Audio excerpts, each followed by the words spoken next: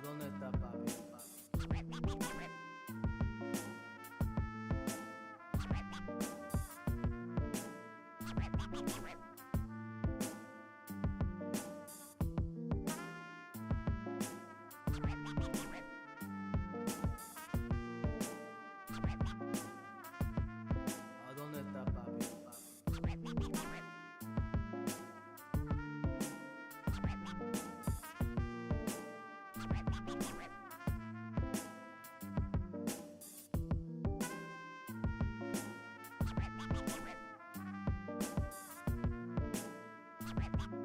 dónde está papi? ¿A dónde está papi?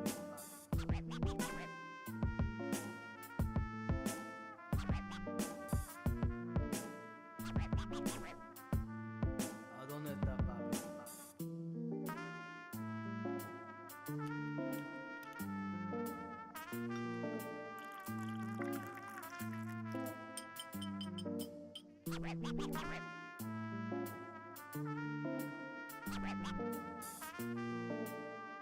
¿A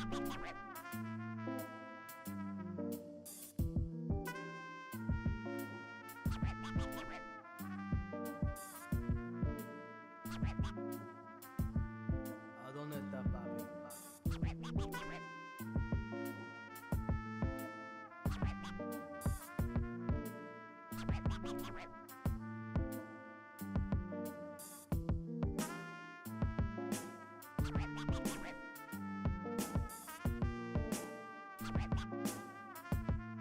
¿A dónde está papi?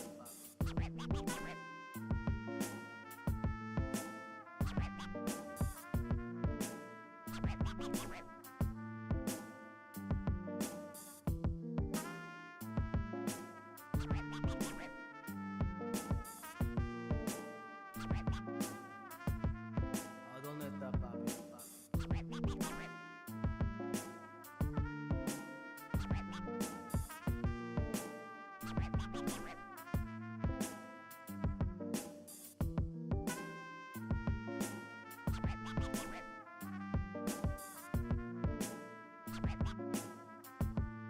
¿A dónde está papi?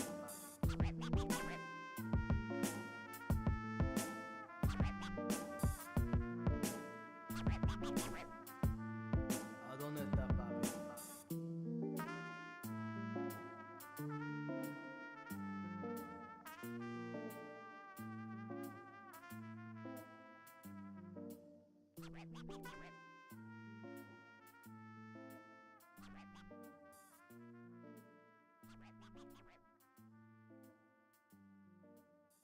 ¿A dónde está papi?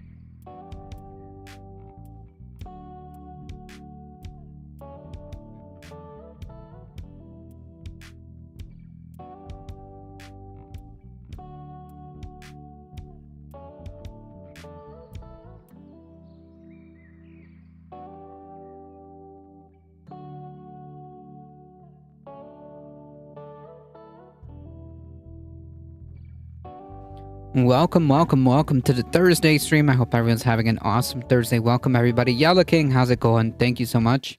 A-Bond with the 100 biddies kicking things off. Thank you. I appreciate that. Today, I really appreciate having a left hand since my right was a victim of my stupidity. Oh, no. Well, hopefully you're all right. How's it going, everybody?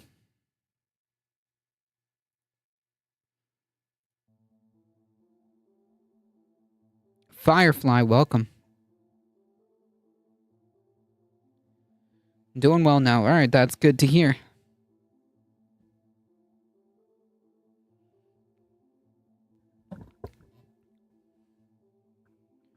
All right, folks. Today, we have a few things to go through. Let me make sure we have everything going.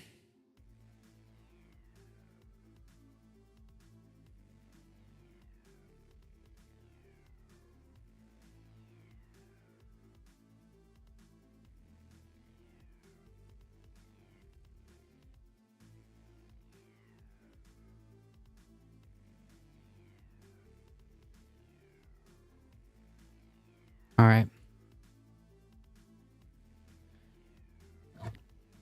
I guess we should probably just get started since I'm going to do my best to try to run the stream on schedule.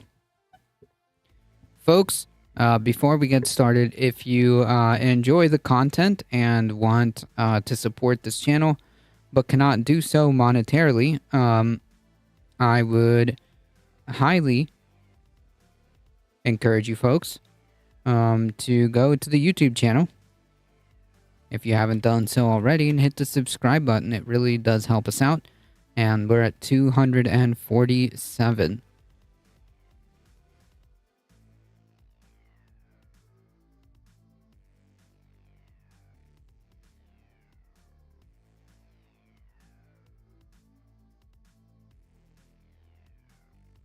All right. Folks, let's get started.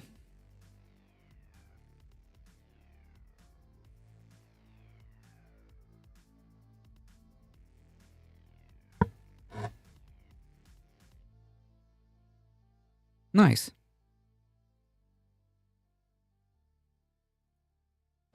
And a string of Yesterday, during a weekly news conference, Republican Senator and Minority Leader Mitch McConnell froze up for about 20 seconds in the middle of his sentence. So, in this video, I'm going to show you that clip. I'm also going to get to how he responded afterward to some questions. I'm also going to get to some history with Mitch McConnell and his health. And also later on, I'm going to show you the average age of American politicians in Congress. I don't want to get people angry yet.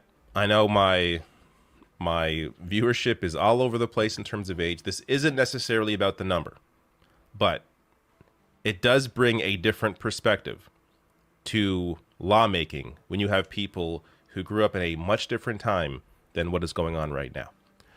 So before I get to that, Alio, how's it going? Good afternoon. I want to show you this clip. Warning, I guess this is maybe uncomfortable to watch, but as far as we know, he's fine right now. He didn't suffer any serious health issue, apparently, at least as of recording this. But here he is pausing in the middle of his sentence. this week has been good bipartisan cooperation and a string of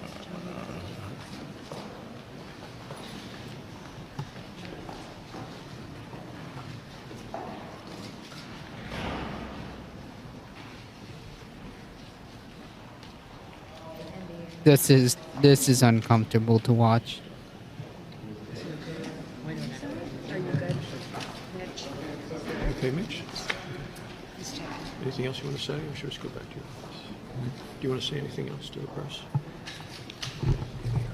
Go ahead, John. I'll take it.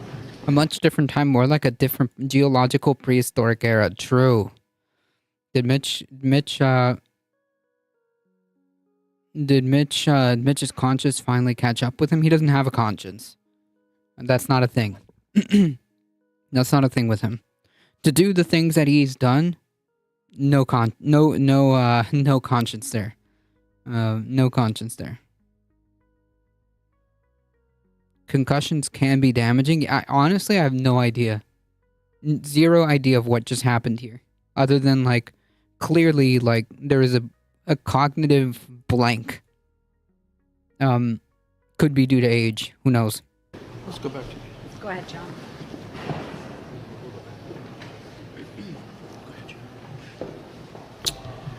So this is we're coming up on the 1-year anniversary of the IRA. Yeah, not good. Republicans that are so obsessed with Biden's age and his health may want to take a look at their own minority leader.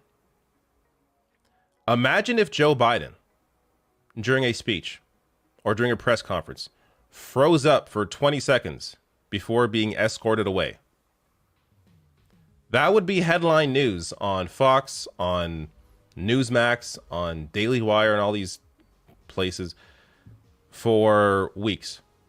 And to be fair, they'd have a good reason. Yeah, and like I would say like and they would be obviously like making fun of Joe Biden and whatnot and like essentially like attacking him because of that, and like they don't give a shit. So like to have like these people now suddenly clutch their pearls online and be like, well, you shouldn't make fun of the minority leader. Dude's a fucking ghoul. I don't give a shit. Alia with the 11 biddies. Thank you so much. Here you have, this isn't just, some random politician. This is the minority leader in the Senate. This is Mitch McConnell, the man that has been leading the agenda for Republicans for years. So just take note. Yeah, and like also the same thing, like, you have like these people who are like 10,000 years old, like fucking Dianne Feinstein, for like not able to like articulate an I vote, having to be told that, hey, we're voting, it's just wild. Online libs doing the virtue signaling and finger wagging thing about people having a pretty similar reaction as people did about the billionaire that murked themselves at the bottom of the ocean. Yeah, like the thing is like the faux like civility politics, the like faux civility politics is like frustrating. I'm not saying that you should be an asshole. I'm saying that like don't come to me with civility politics when it comes to like freaking people who have actively tried to make this a worse place. To somebody who has actively taken steps to make women second-class citizens. Someone who has actively taken steps to make his state and this country a objectively worse place. Like, I hope this drives him out, but it won't drive him out. It won't, because like Dianne Feinstein, he's not going anywhere until he's done.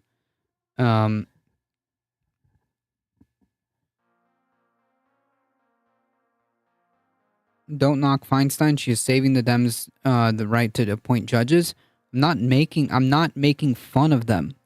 I'm saying don't play civility politics. And no, she should have freaking stepped down and let Governor Newsom appoint another Democrat. She should have stepped down and let Governor Newsom appoint another Democrat.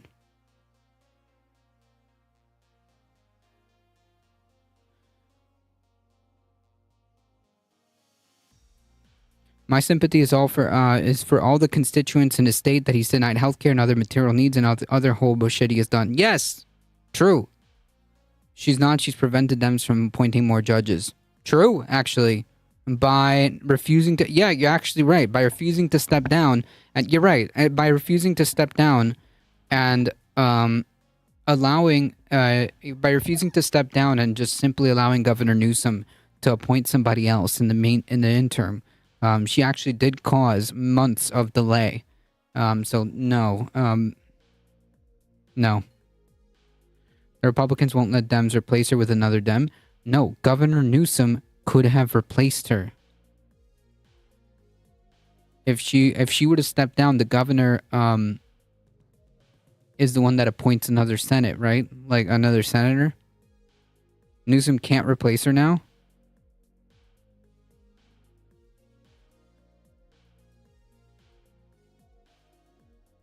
It's a testament to the ridiculously world-class healthcare that they get, that they can keep him alive this long. They came, the same healthcare that they deny Americans, of course.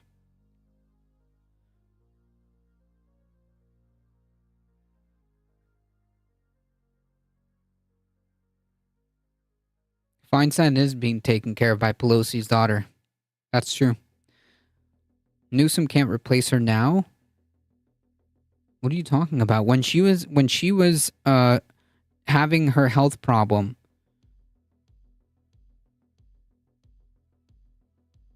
she could have stepped down. So yes, he could have.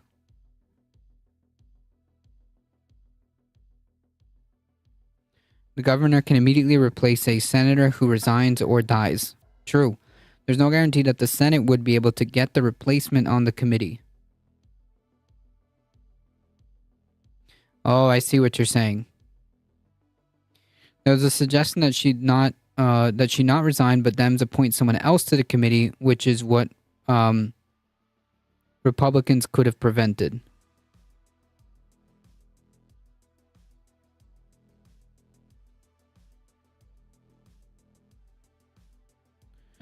That she not resign, but Dems appoint someone else to the committee, which is what Republicans. Oh, okay. So you're saying that so she could have had someone else in her stead. So she could have removed herself from the committee and get somebody else, which Republicans can't stop.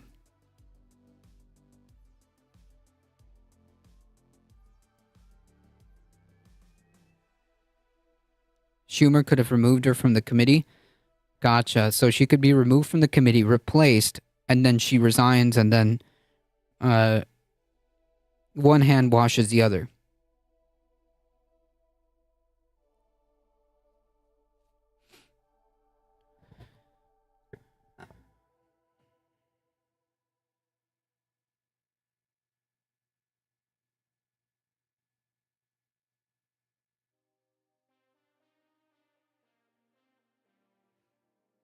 But then Republicans could have blocked a replacement if she resigned. It's different. Oh, okay. Hold on. So she could have been removed by the majority leader, which is not resigning. And once that replacement is in, then she could have, resigned, and it would have been a wash, right? Is that what you're saying?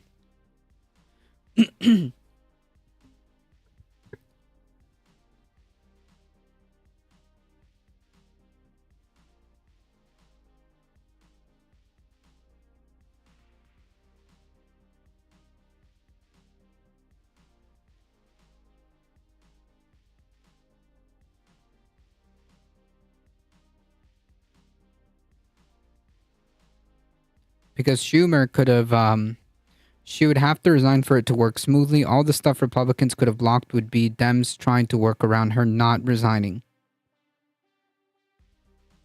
Okay, so yeah, so it goes back to the same issue. She should have resigned, right?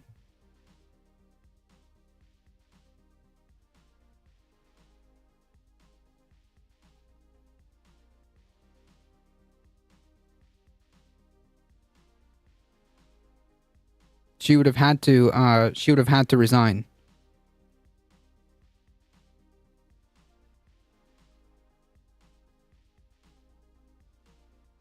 Mitch McConnell is an asshole, but he's also a frail, risk geriatric man with health issues, and that's where I can feel compassion. But also, it's a government based on rule by old people. The only reason she's on the committee is she was in it before the Republicans took power. It's a 10-1 at the moment. She is the blocker. If she goes, the Republicans will have all 11. I don't think that's how it works. Isn't it split? She should not have ran last time. True.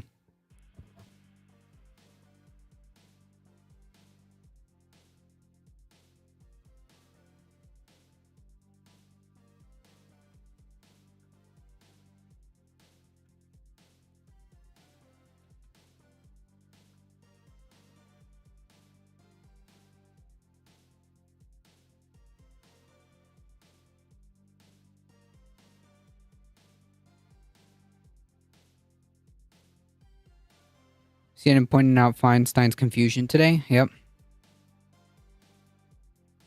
Yeah, this is, like, even Biden was elected in 1972 to the Senate. Yeah, she's not She's not. Republicans are calling for Mitch McConnell to resign after yesterday? No way. Really? Dick Durbin is the chairman. John Ossoff is in this committee. Cory Booker's in this committee. Sheldon Whitehouse is in this committee. Klobuchar.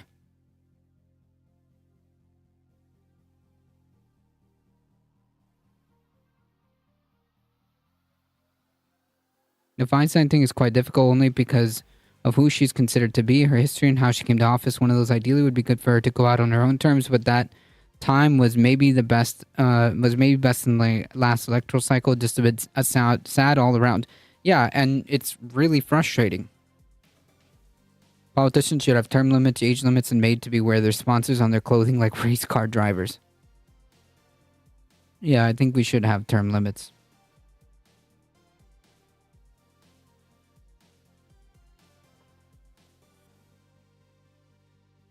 Dems have 10 members and Republicans have 9. Yeah, but wouldn't the if she resigned, wouldn't just somebody else take her place? Like if she specifically chose the action to resign, wouldn't somebody else take her place?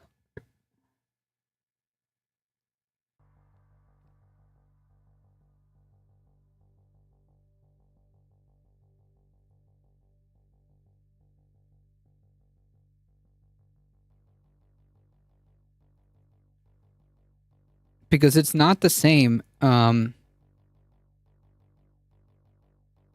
Because it's not the same that, like, in the situation where she was sick, right? She was sick and she was holding up the judicial hearings or whatever, right? The Democrats tried to put in an interim person, but that's a whole different scenario than her resigning.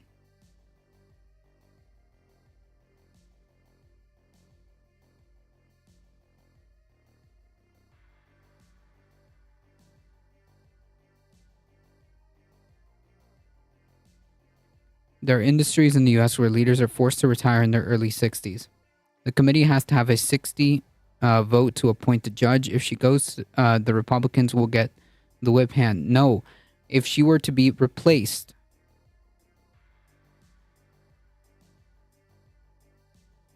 if she resigns and gets replaced by the governor, would that senator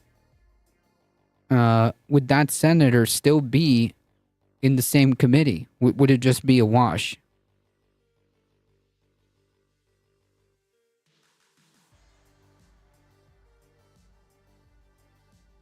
It should not be that hard to do the same for Congress people. What, limits? Yeah.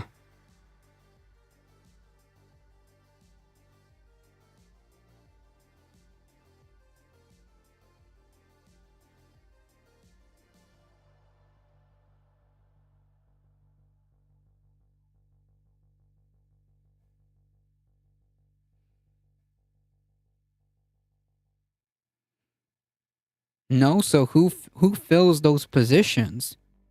Who gets to choose who goes in the committee? Wouldn't it be the majority leader?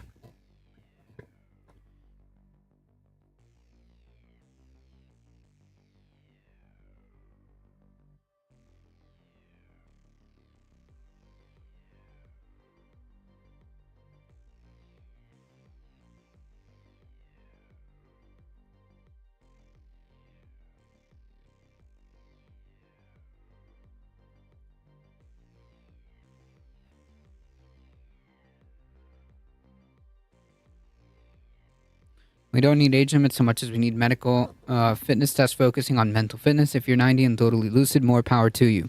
Yeah, that's a good point. You will need to deep dive this as the rules are very strange.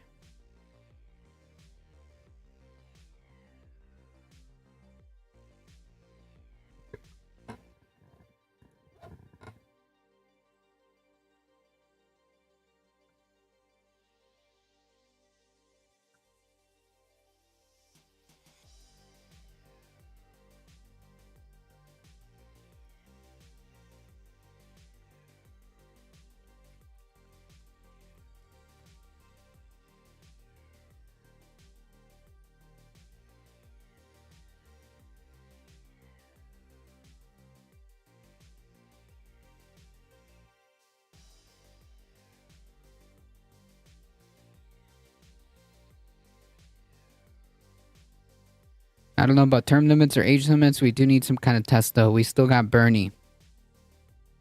True.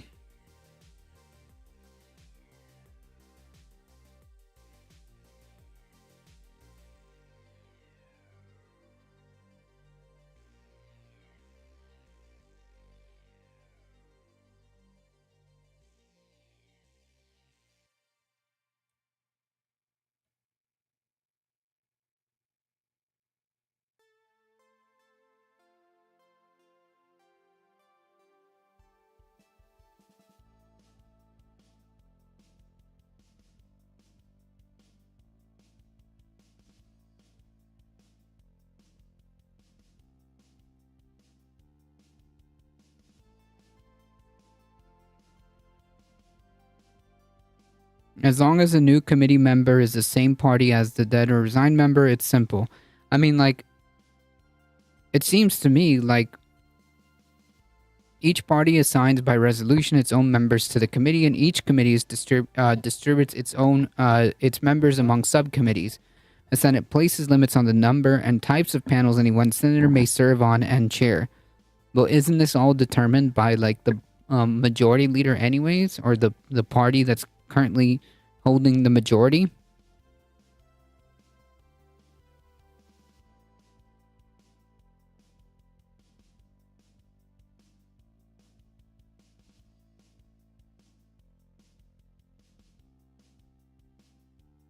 I'm just curious as to how this works, because it seems to me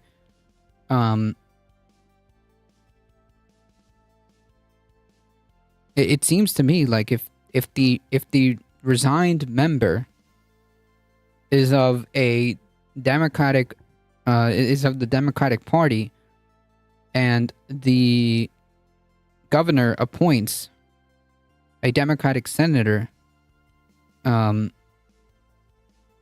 wouldn't they just end up in the same place because they can be assigned to that committee?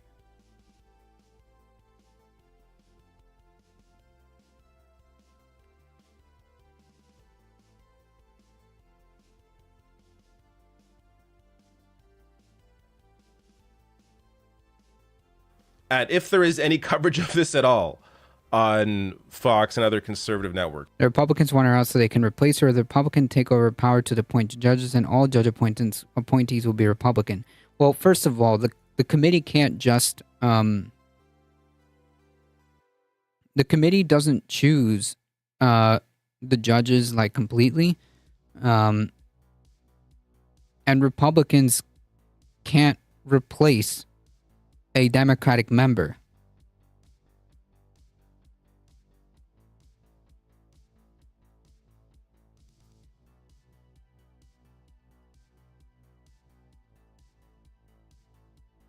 And furthermore, how is it that they're going to take over the committee if the person coming in is a Democrat?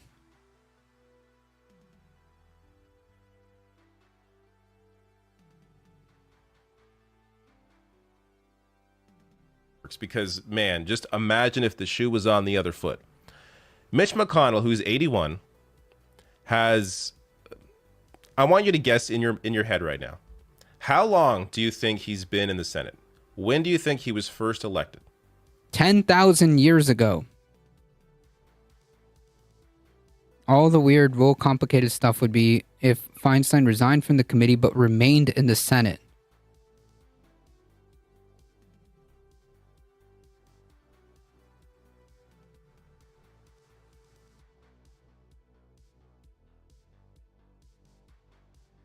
Yeah, but if she resigned from the Senate completely and was replaced by another Democratic senator, then don't the Democrats appoint their members to committees?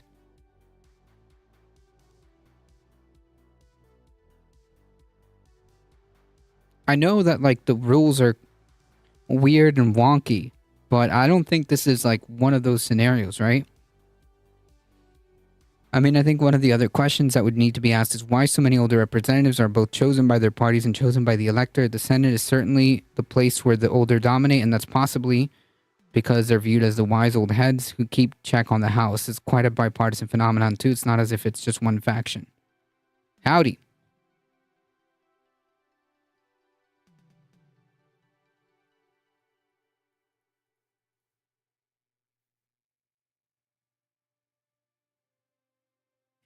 Because our elections are very democratic, yes.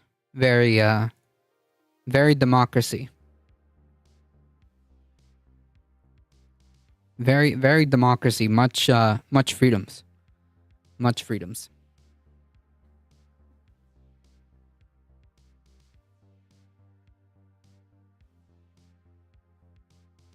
I read it as sarcastic. Yeah, it was a typo, but I read it as I read it as sarcasm, but I guess for all intents and purposes, we ended up at the same spot. The GOP blocks Feinstein swap, leaving the because she was still in the Senate, right? So that's what we're talking about. If she stepped down completely, this wouldn't be the conundrum. There wouldn't be this conundrum. Because what the Democrats tried to do was temporarily replace her while she was still technically a senator.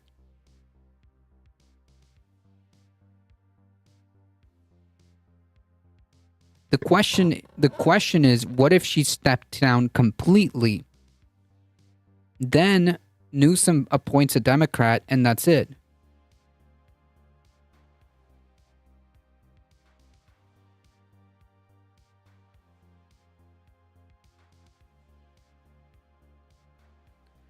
Yeah, it's okay. She said she never left. True.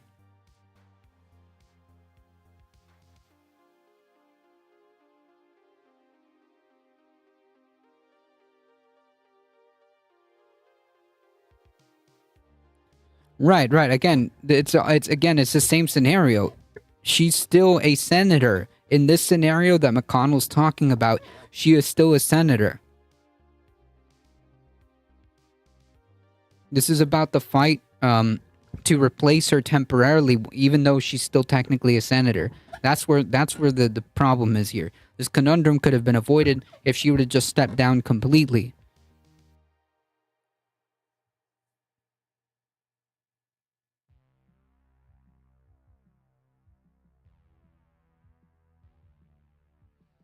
I mean, to be honest, I don't think engineering committees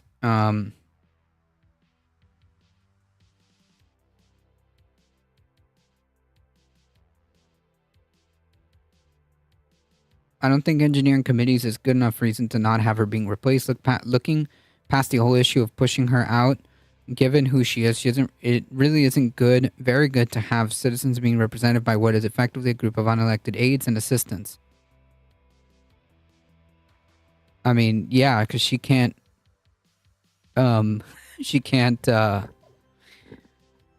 perform her duties as senator.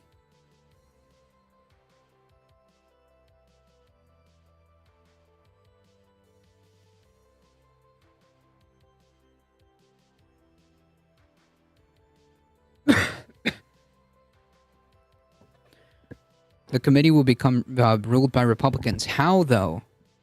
How is a committee that's being chaired by Democrats be ruled by Republicans?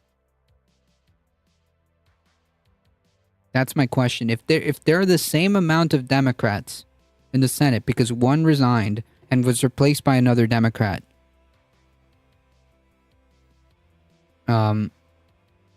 how would that committee be ruled by Republicans? It doesn't make any sense.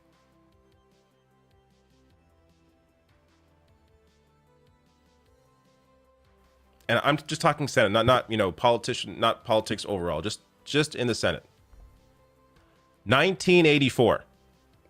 He was first elected to the U.S. Senate before I was born. He has been in this position since 1984. And in fact, he first served as a deputy U.S. Assistant Attorney General under President Ford in 1974. So he had a prominent political position in 1974 before becoming a U.S. Senator in 10 years later. That's wild. Look, this isn't just about age, though partially it's about age. It's about the kind of perspective one brings when you are that old. I'm in my 30s, and I feel often disconnected from from Gen Z. Can you imagine being 81 and leading the Republican agenda? How can you possibly have any connection to reality, any connection to what society actually needs done? Yeah, I mean, she's been around in politics like longer than I have been alive.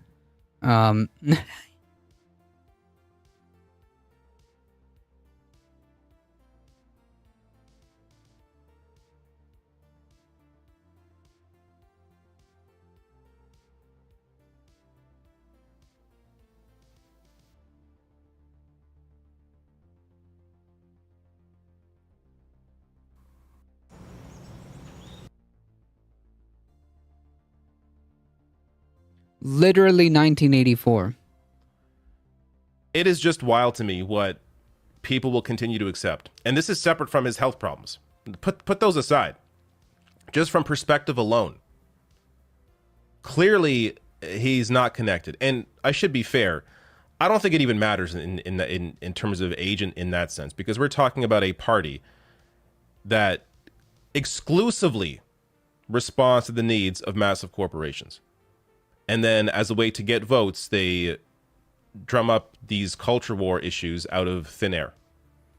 Issues that are just issues of human rights, like trans rights. That's human rights. They turn into a culture war issue to get people out to vote for them. But with their actual agenda, apart from their terrible record on those cultural issues, is exclusively serving a corporate agenda when it comes to economic policy. Let me get to this next clip. So this is Manu Raju, CNN reporter, who spoke with Mitch McConnell shortly after that episode and asked him what happened. And look at Mitch McConnell's response. Could you address what happened at the start of the press conference, and was it related to your injury from earlier this year where you suffered a concussion? Is that... No, I'm fine. You're fine, you're fully able to Yeah. do your job? Mr. Lear, can I? Now, there was another situation a couple months ago when at the same weekly press conference that he has, he couldn't hear reporters' questions who were clearly audible. The questions were very audible. They were nearby. He had a difficult time hearing. All right, so I'm going to get to more on Mitch McConnell's recent health problems in a second here, in addition to what Manu Raju said there about him not being able to hear questions at a recent press conference. But in case you couldn't hear in that first clip, Mitch McConnell's response to a detailed question asking him, what happened? Can you tell us some more details? All Mitch McConnell said was, quote unquote, I'm fine. That's it. Didn't offer anything. Complete lack of transparency. And for obvious reasons. He doesn't want to give any sort of information that could lead to potential political attacks on him and questions around, is he fit to serve and all this. So 39 years. That's right. I think this is a bit dangerous logical route to take in relation to being in touch with the kids. McConnell's duty isn't to be in touch with specific demographics more than others. Old people, regardless of their position, still have a right to be heard in government. I think that's why age limits in office are a non-starter. It would be discrimination effectively. They would just say voters are more than welcome to vote in someone younger if they wish. I mean, yeah, but it depends on, if you have perspectives that are completely out of touch, that are driving us into the ground. I mean, that's kind of a problem, right? Like maybe someone suggested that there should be some kind of mental faculties test or something like that, and term limits. Like if you have someone who cannot perform their duties, I mean, in the literal sense, Feinstein couldn't for a while. I mean,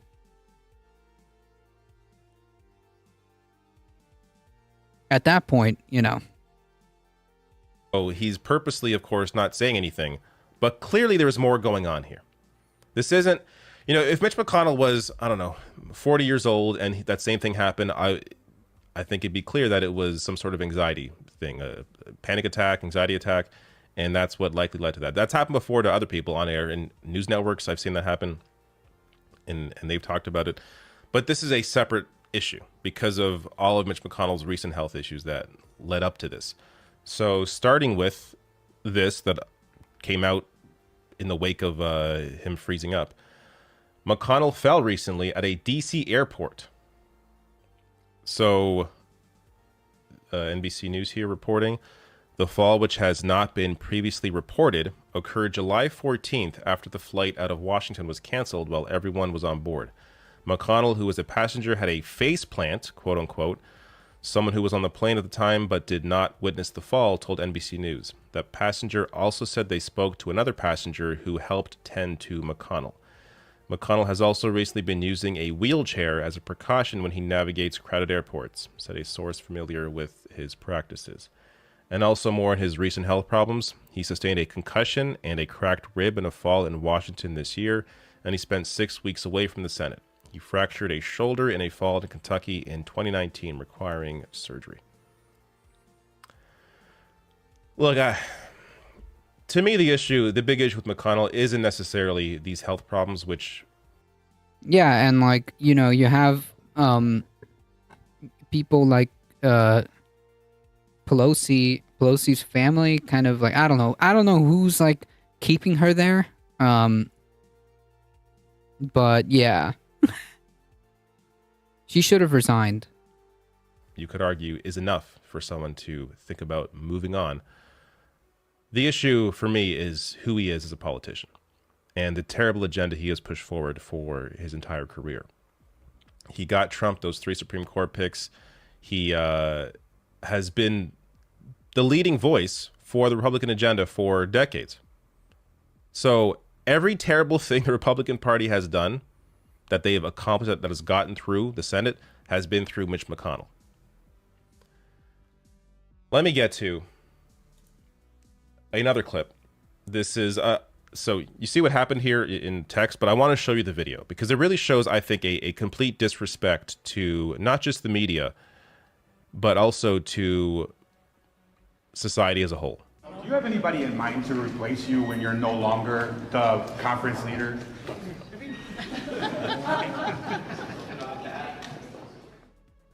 All right, so I think a lot of people watching this clip may not think much of this. They may even think that this reporter is being rude by asking this question because Mitch McConnell just had this health problem and now you're asking him, you know, basically, when are you going to leave or who's replacing you? But you have to understand how we've all been conditioned to think that these are sort of, you know, celebrities. These are people that are untouchable. You have to be respectful. No, these are public servants. They are there to represent you. They should be taking a question like that seriously. They should be taking their responsibilities, their job seriously. This is not some random manager of a company or some CEO of a company. Yeah, but I mean, she should have stepped down. That's fine if, you know, if you run in a race and you think you're good enough, but like once that it got that bad, she should have stepped down. These are people that represent the interests of 300 million individuals. What society, how society functions, what happens with infrastructure, healthcare. To simply laugh off a question like this, I think, to me, it showcases just how much they don't care. And for them, it's all about their own power and their own positions. And how dare you even question that I may be replaced one day and that I should be thinking about that replacement. When I am here, this is my job, respect me. No, you should have respect for the people that you're supposed to be serving. I want to show you now just a quick clip here. This is Dr. Sanjay Gupta, who was also on CNN. Since I'm not a doctor, I allow a doctor here to give his assessment of the Mitch McConnell situation. And then I get to just how old Congress is. If a relative of yours, say, or a patient of yours exhibited such symptoms, you would recommend that they seek medical care, or at least an assessment right away? Absolutely. I mean, time is critically important. Again, I don't want to overstate this. I want to be careful in terms of how we're presenting this, but I think that there was clearly some sort of neurological event that happened there. Whether it was just because of dehydration or medication or something like that, perhaps. but that was, again, 23 seconds before he was asked if he was okay, 32 seconds before. True. The winner of almost every election is either the incumbent or the candidate with the most money. Usually, as in Feinstein's case, they're the same person. Before he left the lectern, I watched closely. Again, he was doing it of his own power, so you talk about that acronym. One of the things they're testing for is strength. And it appeared that he had strength on both the right and left side of his body, but a mini seizure, a mini stroke, or again, something more common, whatever it is, that needs to be assessed. So I'm hoping that his staff is getting him to the hospital to get that checked out. So there you go. There's the doctor's assessment that he should go see a doctor to be assessed, which I think is fair. Obviously, Sanjay Gupta doesn't want to say too much as just analyzing him from a video, but clearly Mitch McConnell should be seeing a doctor, and I'm sure he has, and I'm sure he will tell us nothing. Now, quickly, just to show you, look, I covered Dianne Feinstein as well when she's still going through her health problems, but this is from April. Feinstein facing calls to resign after missing dozens of votes due to illness. She had shingles, not to mention she's been suffering from what appears to be dementia for years. Others around her that have worked with her, other senators even, have blown the whistle on this. Yet, she's still there. Now, you could argue, well, she is retiring at the end of her term, but she's not leaving early. So, this is not a partisan issue. This is a bipartisan problem when it comes to people wanting to stay in their high power positions despite not being able to properly serve their constituents. Now, quickly here, let's go through some stats because I find this stuff interesting just to take a look at where people are in terms of age in Congress. So the 5 oldest members of Congress here: Feinstein at 89, Chuck Grassley, who is another just hilarious guy to watch. I mean, this guy, Chuck Grassley, he had his Twitter account. I'm not sure it's this way now, but I remember a few years ago, he would post just some random words and stuff to Twitter that didn't make any sense. So I don't know what's going on with him, but he's always a hoot to watch. Then you have Grace Napolitano at 86. So 3 House members here. Grace, Bill Pascrell, and Eleanor Holmes Norton at 85. And let's take a look at the detailed stats here. Overpriced filler and marketing hype don't Most represented age groups. The House is a little younger than the Senate, as you can see here. But since we're focused on the Senate, we're talking about the most senators, or I should say a plurality, are 60 to 69 years old, followed by 70 to 79, then 40 to 49, then 80 plus, then 30 to 39. If there's one thing wrong with this picture, and there are many you could argue, but I would say the fact that there are more 80 plus senators than 30 to 39 senators, that's a real problem. To be, one of 100 people who are dictating the future of society, to not be alive to see that future, I think is just wrong. Regardless of their positions. Bernie falls under that list. I believe he's 80 now. Maybe 79. I don't know. He's near there. But he's the exception to the rule. He's the one person, the one senator that really is connected to society, that really does understand what is happening, does have a proper critique of capitalism versus, the working class and what's going on there. So to me, he's the outlier. And you could argue, to be fair, that there are people who are younger. I mean, if you become a senator in your 30s, you probably have some connections to big money donors. You probably put forward some ideas that let you get ahead that early in life because of the groups around you that support that, and often those are corporate groups. So, again, I want to be clear. It's not simply about age. But I do think that the society you are building, hopefully you're going to be alive. You're going to be around to be involved in the society that you're helping to shape. Because when you're, getting up there in years, you have, I believe, a less of a connection to that.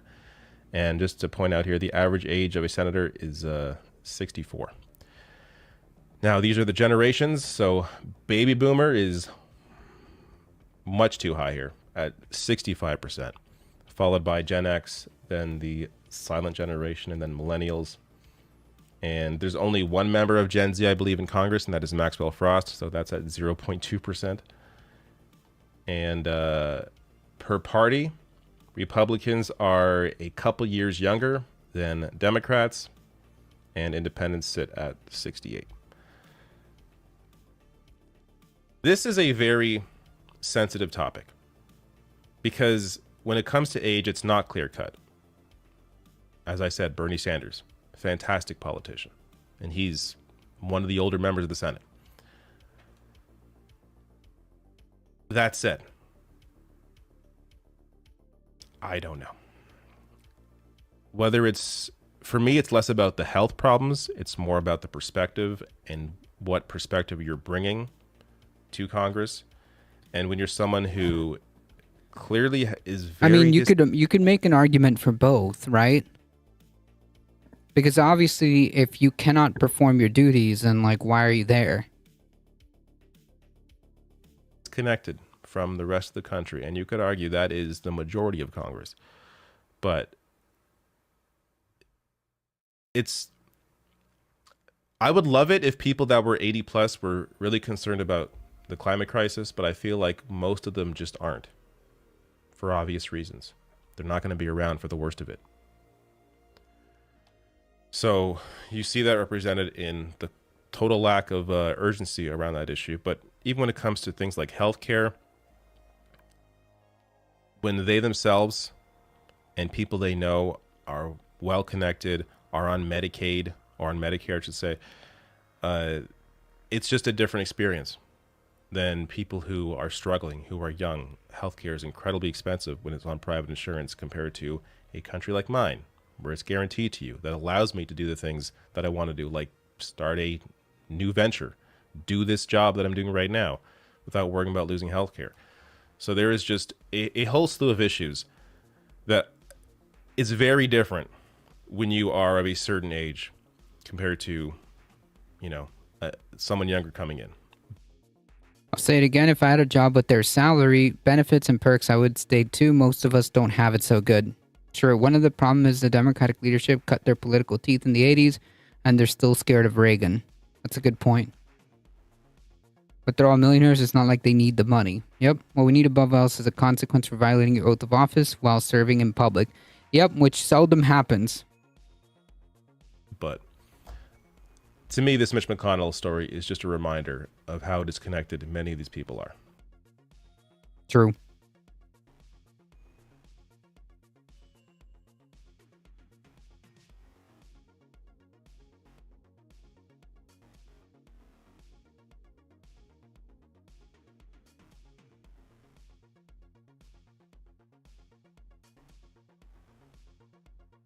All right, so let's turn our attention to a candidate for Senate, for U.S. Senate in Virginia.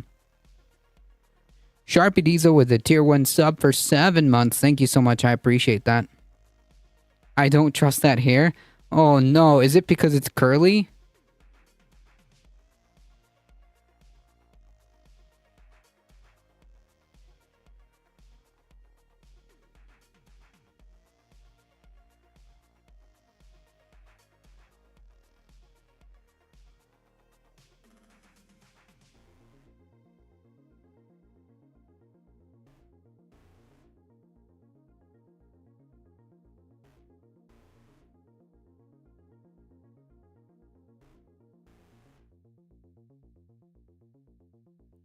Is it because it's curly?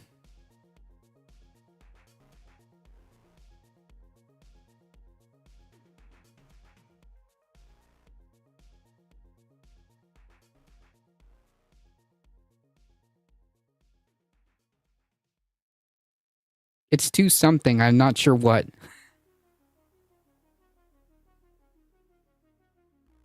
Tell me about Virginia. Tell me about your experience. What do you see God doing? And then let's get into, obviously, your amazing announcement, which we're pumped about. Well, the last 3 statewide elections were won by Republicans, right? The governor, the lieutenant governor, and the attorney general, all Republicans. And Winsome Sears is a gangster. Yes, she is, and she's we love her. Great woman of God. I mean, honestly, she's always texting me prayers, and we pray back and forth, and she's amazing. And so, he's a youth pastor. Yeah. Again, it's, we can't let it turn like this.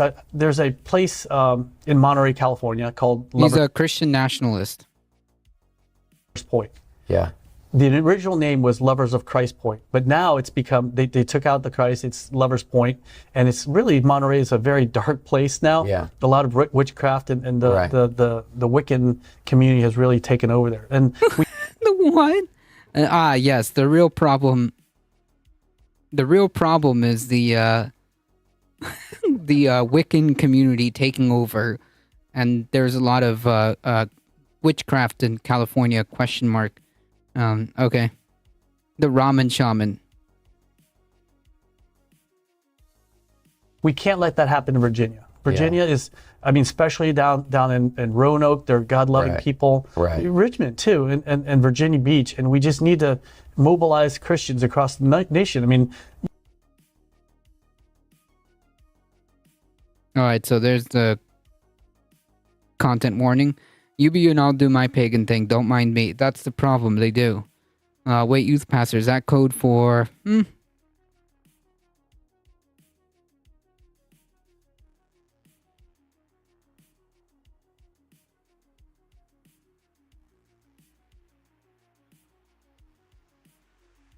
Oh, I thought there was going to be the rest of it. All right, so yeah, this is a deeply unserious person who's unironically running for U.S. Senate.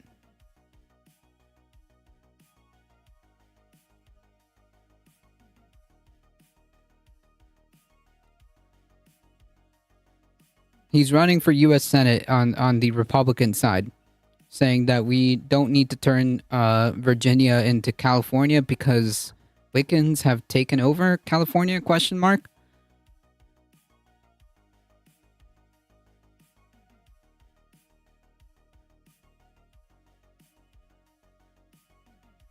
I've never met a dark Wiccan, and I've known a few Wiccans. A Wiccan is also not the same as a pagan, or are they both considered pagan? I did not get a free broom, no.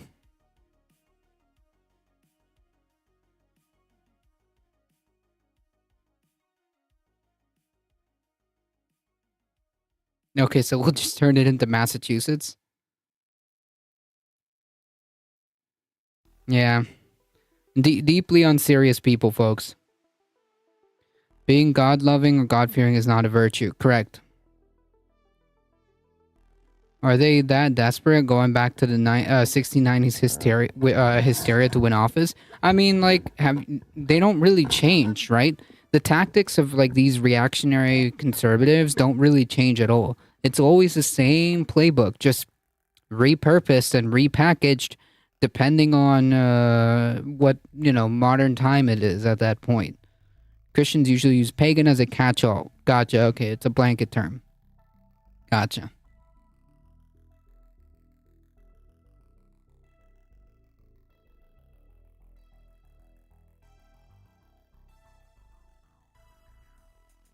Gotcha. In a recent post on Truth Social, where Donald Trump accused Jack Smith and the DOJ of election interference, he told them, look at the polls. Look at the polls. Look at how great I am doing in the polls, because that proves that you bringing these cases against me now is nothing more than election interference, because you're doing it at the height of my popularity. Okay, well, no, because you can't be engaging in election interference because you're being investigated for alleged crimes. That's not how this works, my dude. Okay? Election interference does not equal, I'm being investigated for crimes that that I'm being accused of. Okay? Election interference is like the purposeful... just like you did when you attempted to shoehorn fake electors. That would be election interference. Here's another example. When Donald Trump repeatedly said, do not use like mail-in ballots, and effectively he did influence the amount of mail-in ballots that were coming in, or lack thereof, on the Republican side.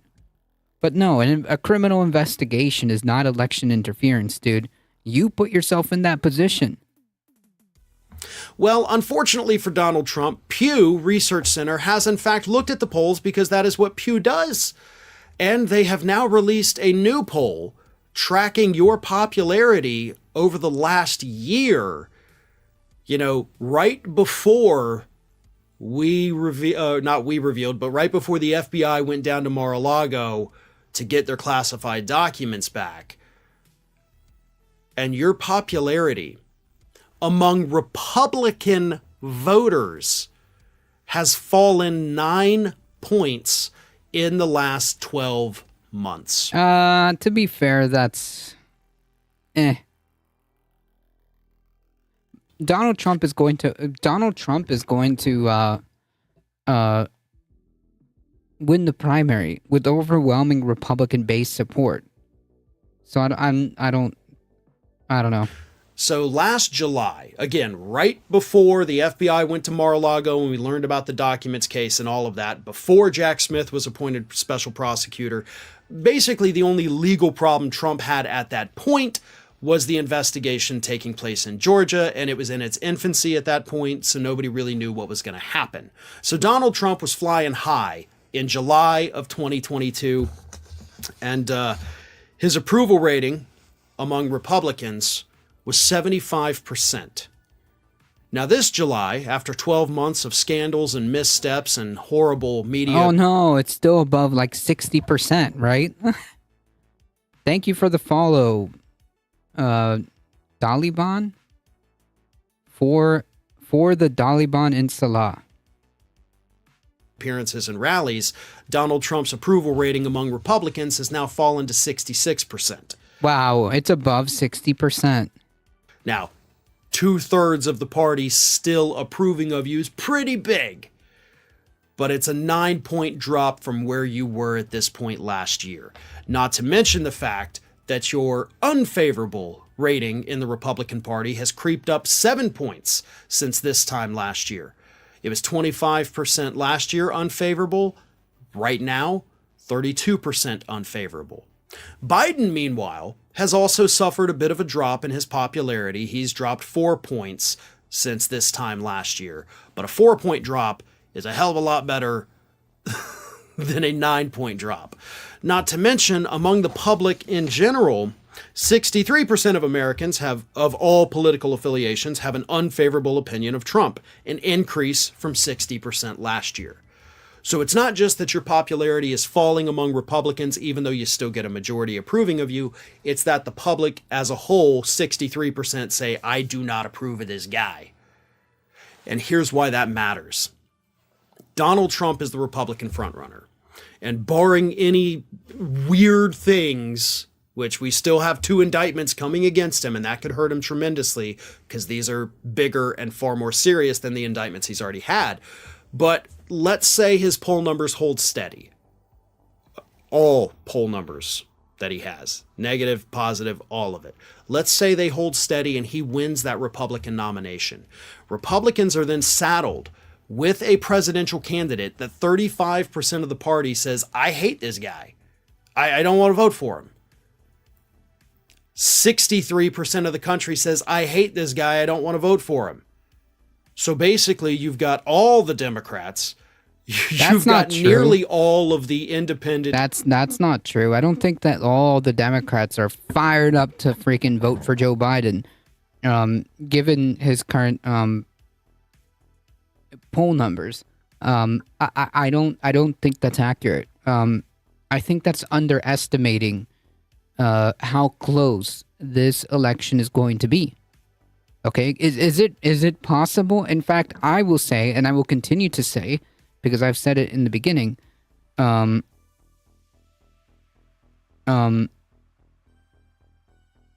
This is going to be a very close election. However, I think that Joe Biden's going to win. That's it. I will stick to that prediction. That was my prediction from the beginning, and I will stick to it. I just don't know if that's completely sound logic because it underestimates the power of negative partisanship. Negative partisanship meaning meaning voting against your own party? Or did I get that one wrong? Not only that, but Trumpers drop in support could be could completely U-turn once the others drop out of the race. Yeah, like I'm saying that yes, it is to under. Oh no, voting against a party you don't like, meaning like the Democratic base that just came out to vote against Trump. The thing is, I don't know how much energy that's going to manifest this time. That's why I think it's going to be a very, very, very, very, very, very close race. I think it's going to be a very close race. And no political affiliation voters that say, I hate you and I won't vote for you. And then you've got your own Republican Party where a third of them say, I hate this guy. You can't win an election with those numbers, even against Biden, whose popularity is not great. I mean, 50% of Democrats say we don't want him, we want somebody else, but not the other two people running. We want a fourth option. But Democrats know all too well what happens when you put up an unpopular presidential candidate, somebody with an approval rating underwater, because they did it in 2016. And even though Hillary Clinton had a higher favorability rating than Donald Trump did, she was still underwater, and you had people switching parties, voting. I don't know, man. It seems like, yeah, I get it. Hillary Clinton was like a really bad candidate. And yet somehow she managed to win the popular vote because of just how bad Trump was.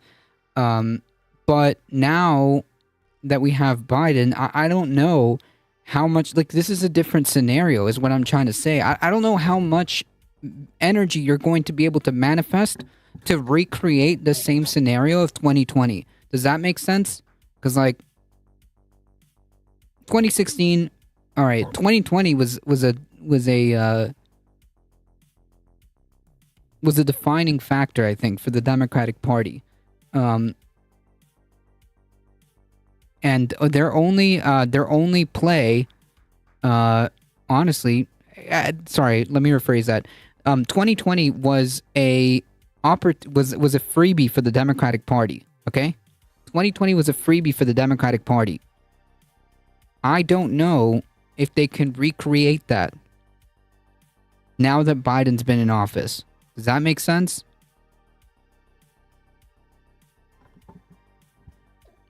Was that defining moment. 2020 was a freebie. Trump's been in office for 4 years. Everybody just wanted to get him out for obvious reasons. Negative partisanship effectively drives a lot of political action out because people flock towards anything that isn't the other guy because they view the other guy as not just as the opponent but inherently dangerous to the existence of the in-group. Although I do agree if you want to win an election, part of that victory must come from demotivating the other side from turning out because switch voters are fairly rare, but you often do that by subduing their concerns with your own policies rather than resting it on a very dislikable opposition leader. Because again, with negative partisanship, no matter how dislikable they are, they're still better than, quote, the other guy. Right, but I mean, I think that factor is going to play, that's going to play regardless. That's in play regardless, right? Because Republicans are going to vote for Trump even though they don't like him, because he's not the other guy. You're right. I'm saying that Republicans are more likely to act on that parameter than Democrats. So how much of the Democratic base is going to be motivated to do the same thing in 2020, because 2020 was a freebie, in my opinion. 2020, it could have been anybody on that ticket, and the Democratic candidate would have won.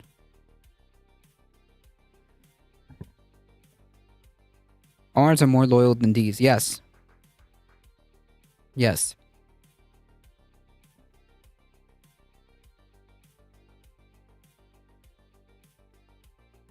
Third party, you had them simply not voting at all.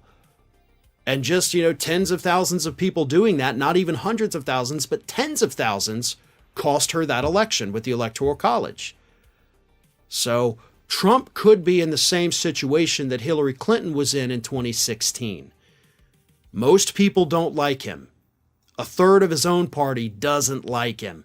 So he can talk about crushing it in the polls all he wants, but he's ignoring the polls that actually matter, and those polls are telling him very clearly and very loudly, you cannot win a general election.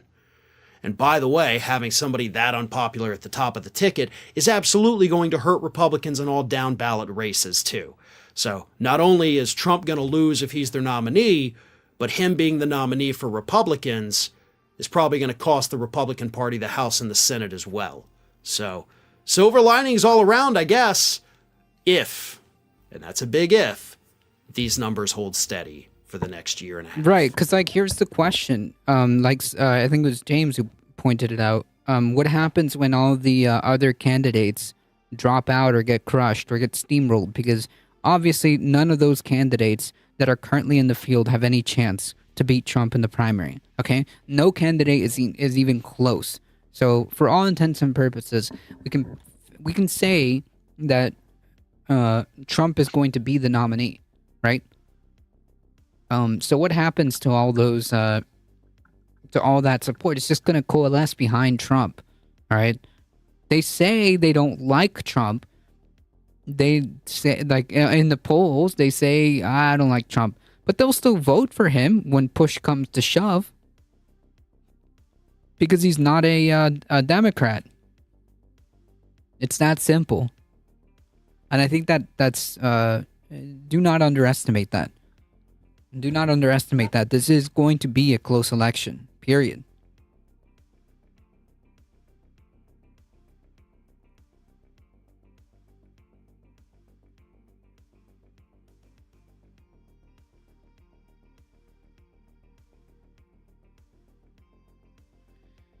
All right, let's do our exercise in media literacy. What happens if the cases go very good or very bad? Trump getting sick with more stress? I doubt it.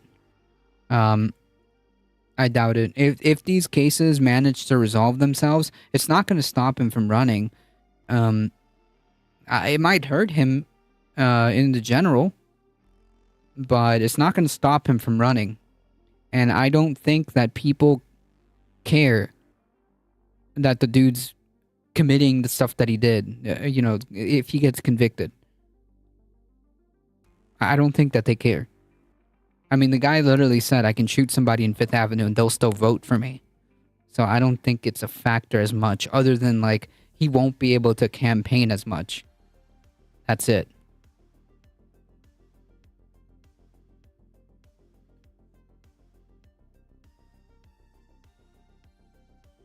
All right, exercise in media literacy, folks. It's not climate change that's causing the heat waves this summer, but no one wants to explain why.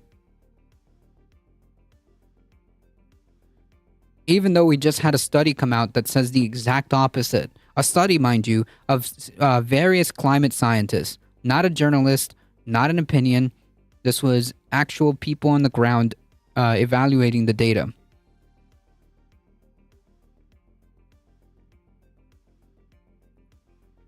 Can't remember the exact data on it. There was a guy called Alan Abramovitz who wrote a book on it, but it's been a while since I read it. Democrats are possibly more prone to low enthusiasm because they're a broader church of ideas. They don't have as many universal factors. Republicans have religiosity to bring people together. Yeah, they're more loyal. simpler way of putting it is that they're more loyal to the party. Democrats, obviously, like, they're more likely, because they're more liberal and independent thinking and more left leaning. They'll think for themselves and have more of a chance of rebelling against the party. The Democratic base, not the Democratic Party, the Democratic base. Fox News, it's not climate change, right?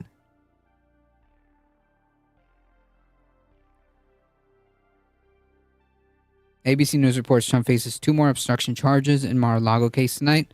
Are they going to announce the indictments? I haven't seen it. I suppose that if breaking news happens,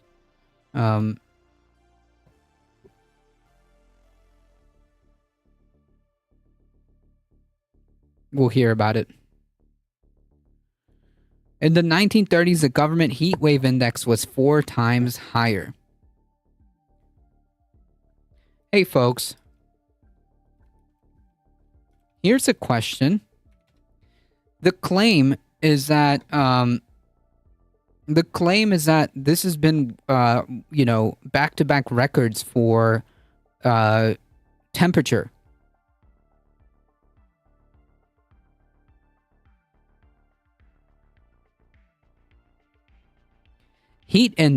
A heat wave index is different.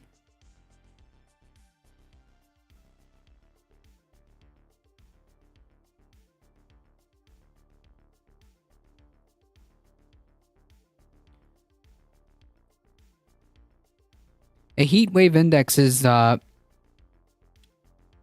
as the apparent temperature, is what the temperature feels like to the human body when relative humidity is combined with air temperature.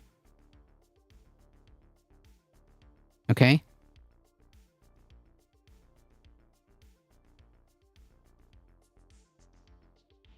In the 1930s, there were really bad droughts and famines all over the world. Yes, that's also true.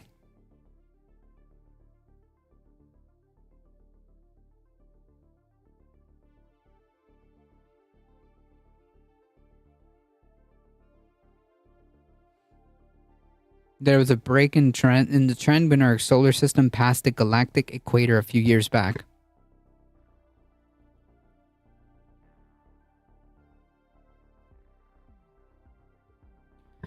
Every summer, heat waves inevitably hit the US and other parts of the world, causing climate alarmists and left-leaning media outlets to demand dramatic, disastrous changes to the global energy system. I.e., like, the way this is framed is absolutely ridiculous. So no, every time, it's not just like every summer, but more recently, because the climate crisis has exacerbated these conditions to the point where we need drastic changes. This is not an option anymore at this point. It is necessary if we want to change the downward spiral that we're on. And the fact that you're characterizing this as being a climate alarmist is quite telling. Unfortunately, this summer is no different. On Tuesday, the U.S. well, it is actually. It is.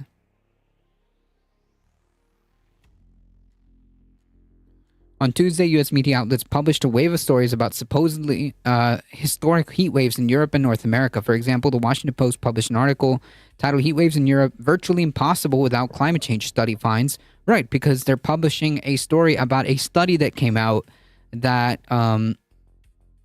that basically tied climate change to these heat waves. Similarly, Axios published a story titled "Historic and Enduring Heat Wave by the Numbers." Although certain parts of the U.S. have undoubtedly experienced strong heat waves this summer, it's not just strong heat waves, they're unprecedented. There's no reason to believe these weather events are evidence that the world is hurtling into a climate change catastrophe. In fact, the best available evidence suggests that heat waves recorded a century ago were more problematic than anything we're seeing today. Except here's a problem. These heat waves have been happening more and more frequently. Like, if you have to point out to like, yes, this used to be something that happened like a freaking century ago. Yeah, dude. Yeah, things that are happening like a century ago are happening back to back to back years.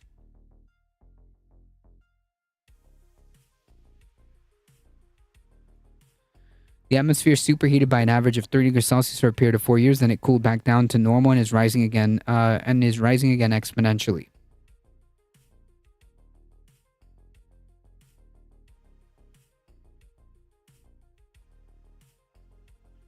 Government research have been tracking heat waves for more than 100 years. According to data from the U.S. Climate Change Science Program, which is made available by the EPA, the annual heat wave index for the contiguous 488 states was substantially higher in the 1930s than at any point in recent years. In some years in the 1930s, it was 4 times greater or even more. Again, this is heat wave index. We're talking 2 different data sets. And furthermore, if you have to point back to a specific period in time where things were bad and say like, well, yeah, dude, just go back 100 years or whatever, it's just as bad or even worse. Okay, here's the problem. This continues to happen and records continue to be broken. Okay?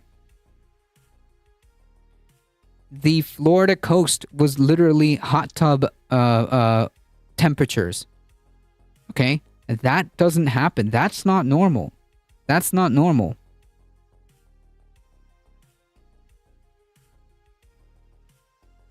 The record-breaking temperatures happened for days on end. Every year. It still is, and it's getting hotter. Yep. This is like not normal. This hasn't happened.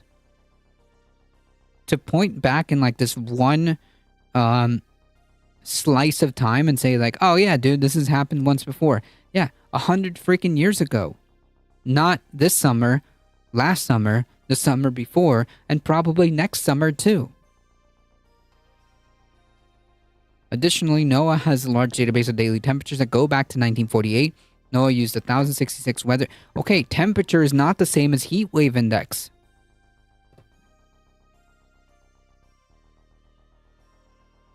According to NOAA, huge swaths of U.S. have experienced a significant decrease in abnormally hot days recorded since 1948, especially in the Midwest and northern eastern Texas. Although it's true that some parts of the U.S. have seen the numbers of hotter than usual days increase over the past 70 years, including California and the New York metropolitan area, both of which can happen to be areas of large number of media outlets are located. Most weather stations show no meaningful changes or even declines.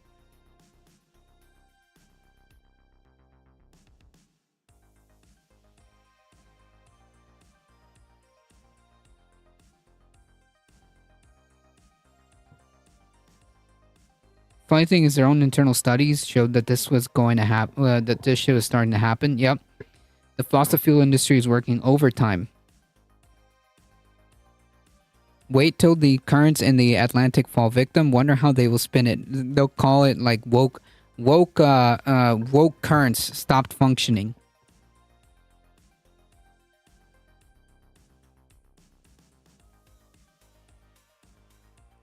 Meteorologist Anthony Watts, who works with me as a senior fellow at the Heartland Institute, the Heartland Institute analyzed NOAA's data in detail and found that 81% of the weather stations used in NOAA's database reported that since 1948, there's been either a decrease or no changes in the number of unusually hot days. If the available data so clearly reveals that there's no heat wave crisis, why are media outlets suggesting the opposite is true? The answer is sloppy, irresponsible media reporting combined with cherry-picked data. Anyone who wants to show a long-term warming or cooling trend can do so by selectively choosing and starting the endpoints in the dataset that will provide the answer you're looking for. For instance, if you start your examination of historic temperatures with figures collected in the 70s when temperatures were unusually low compared to the rest of the century, then current temperatures look abnormally high. Isn't that what you just did here, though?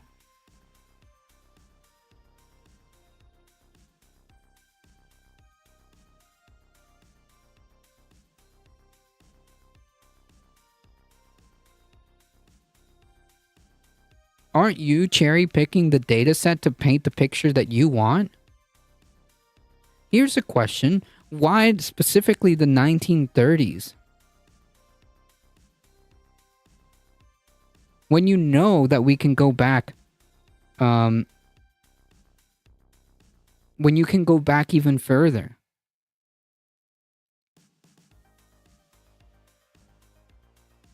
Start from 400,000 years ago. Yep. Guess what else the Heartland Institute denies besides climate change? No clue, but I can take a wild guess. That smoking is bad for your health? Literally, they seriously? Oh man, not a serious organization, okay? If you start around 2010, then temperatures over the past decade appear to have dipped below normal and are only now recovering. When many media outlets and left-wing politicians talk about climate change data, they almost always selectively choose a range that offers an incomplete picture of the larger available data set. This makes it appear as though today's temperatures are historic when actually they fall well within historical ranges. No, they don't. What? Most of those graphs are BS because they reference the modern era as 1950s and stopped gathering data after that.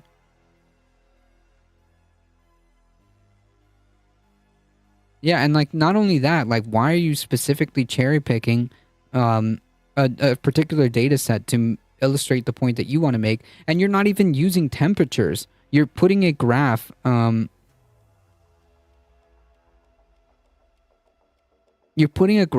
a heat wave index. This has nothing to do with temperature.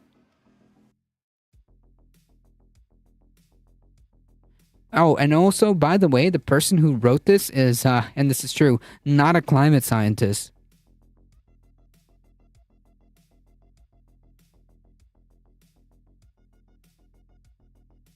It looks like it was created by Philip Morris to provide cover for tobacco in the 80s and switched to climate change around 2000 when they needed a new grift. Yeah, this is pretty much indistinguishable. You're right.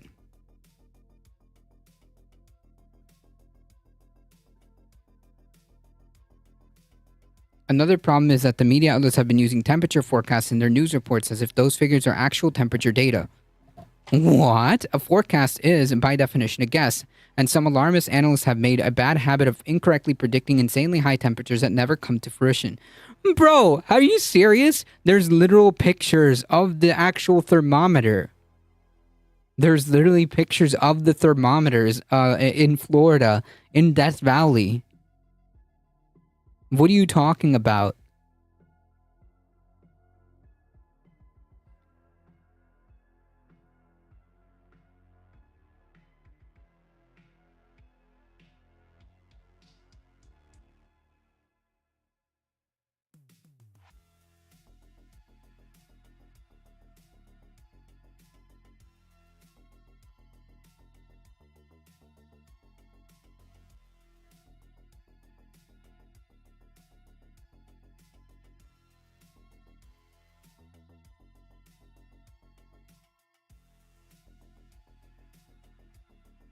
Don't know if you saw it. The pavement on highways is severely buckling and warping in Minnesota from the heat.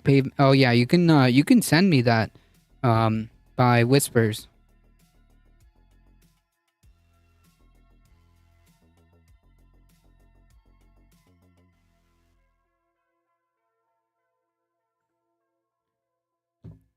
They're trying to like play this game like, oh well, they're just forecasting these temperatures. It never happens. No, dude, you can literally see the thermometer in Death Valley. They're literally taking pictures with the thermometer because it's such a record-breaking temperature.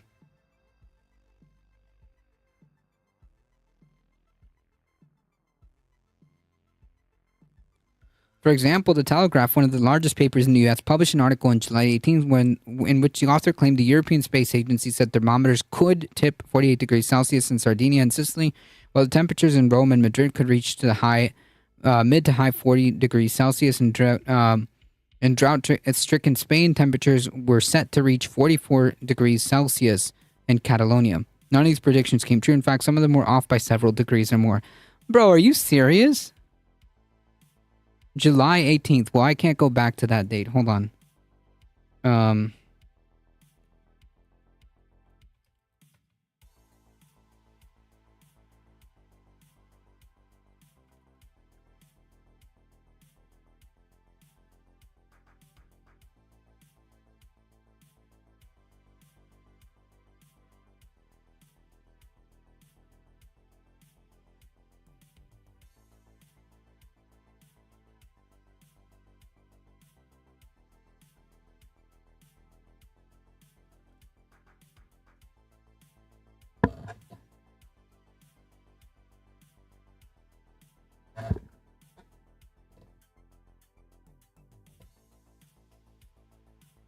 How do I even go to that date? Can you even like go back?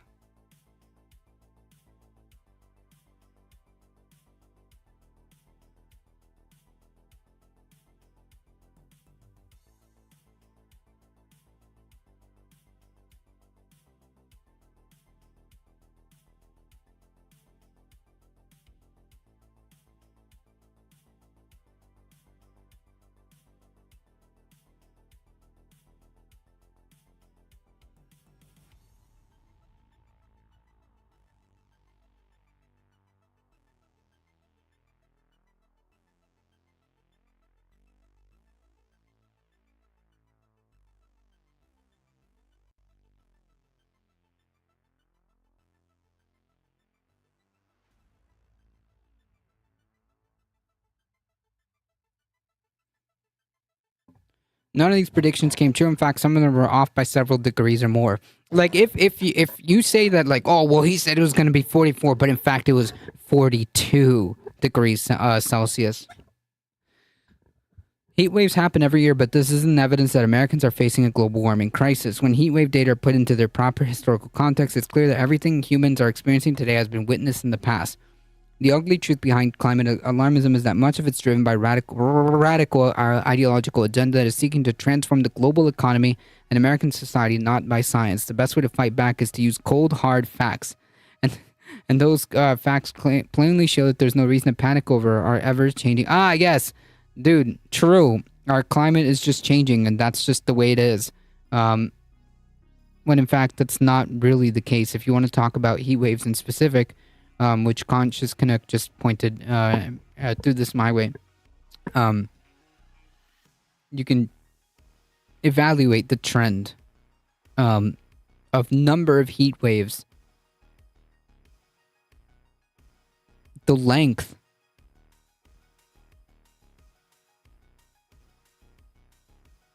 by all accounts.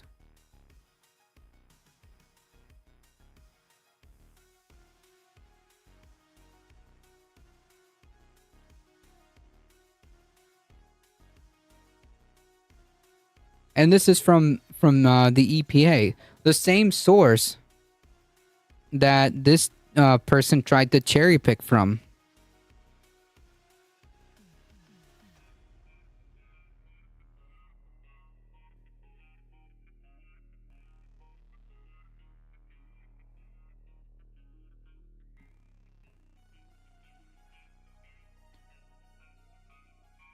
Why do you contribute to the destruction of humanity? No idea what that even is supposed to mean.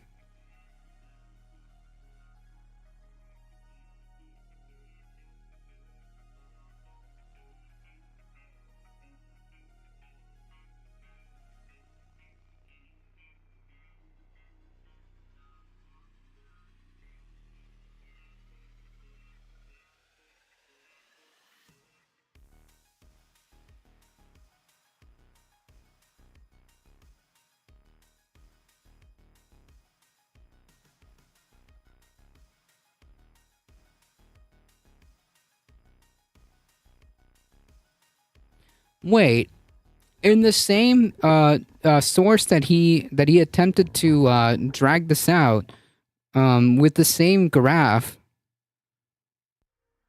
the key point of this source here is telling you that heat waves are occurring more often than they used to, and they're lasting longer.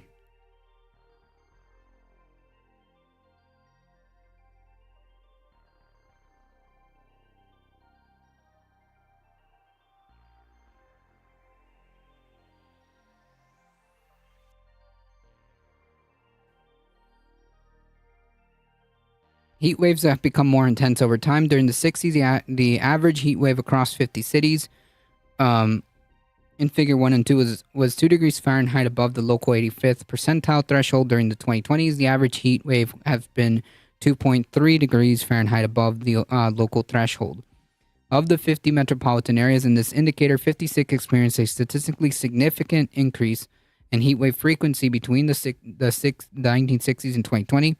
Heat wave duration has increased significantly in 29 of these locations, more than half. the length of the heat wave season in 44, and intensity in 17 of them.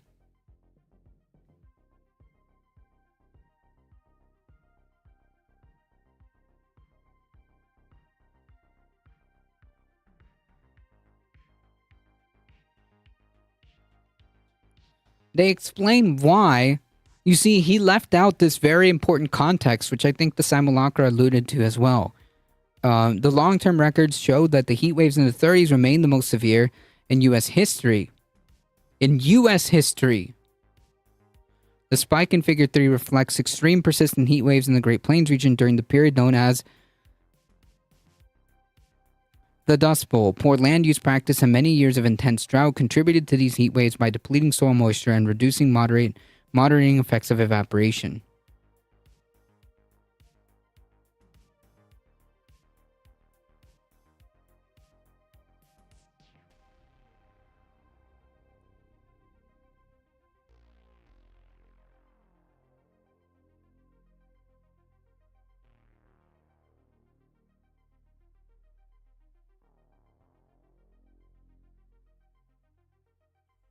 Yeah, so it's called entropy, which is the natural trend of life.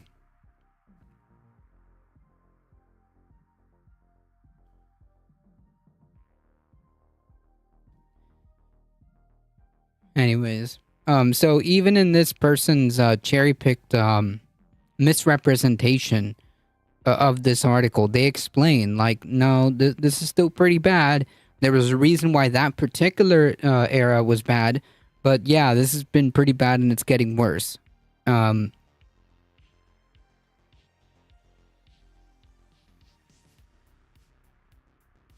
It's wild that people believe this shit.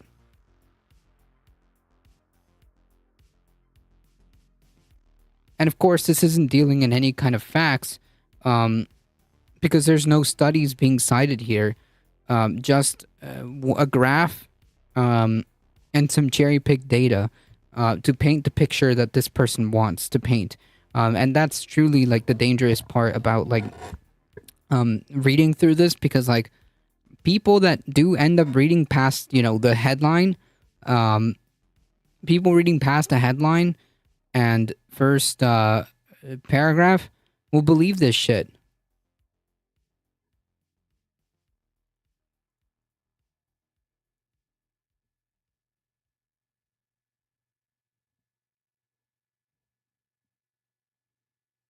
They think it looks legitimate.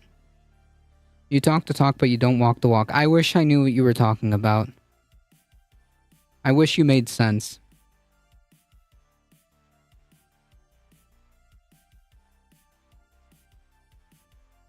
Fox News distorting information to present their viewers? No way. Yeah, I know for us, you know, it's like, okay, we can see this. But I think it's important to kind of like go through the motions sometimes when you see something so egregious, like this, to just kind of like go through the motions and explain like why this is bullshit. In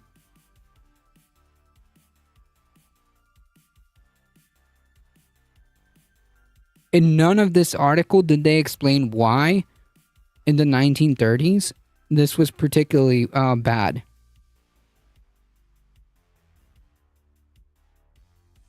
Hey Heat, how's it going? I try so hard to teach my mom media literacy, but it's so impossible. It's hard.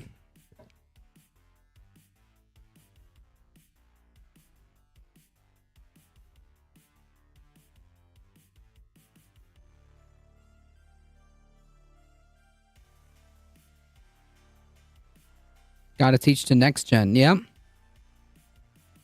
True.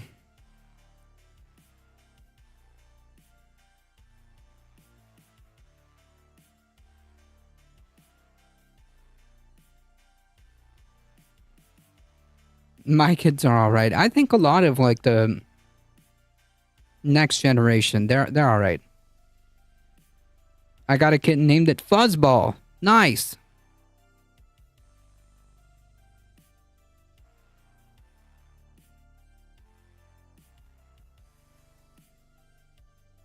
And who is the clown that decided to write this? She's napping now. That's so cute. Pics on the server. Yay. Justin Hoskins is the director of Socialism Research Center at the Heartland Institute and a New York Times bestseller, which doesn't tell me anything. But yeah, I think I think this is all we need to know here. Garbage opinion piece meant to only continue to muddy the waters about the climate crisis. This is the point of this article.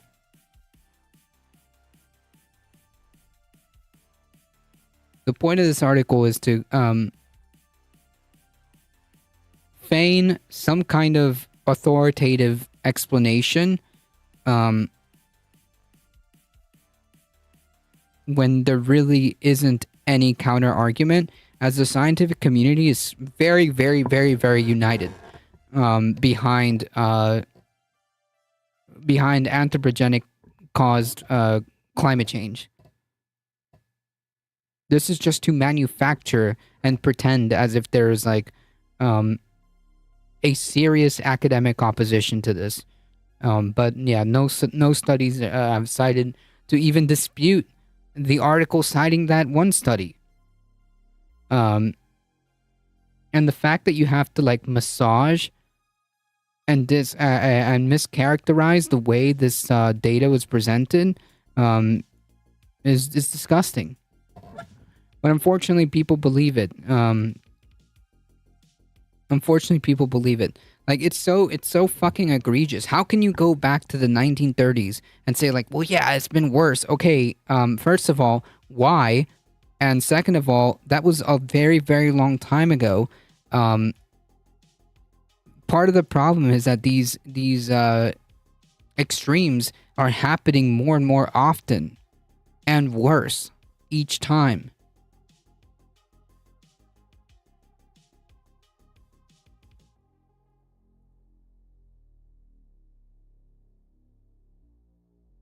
And there was a reason why this particular era went down the way it did.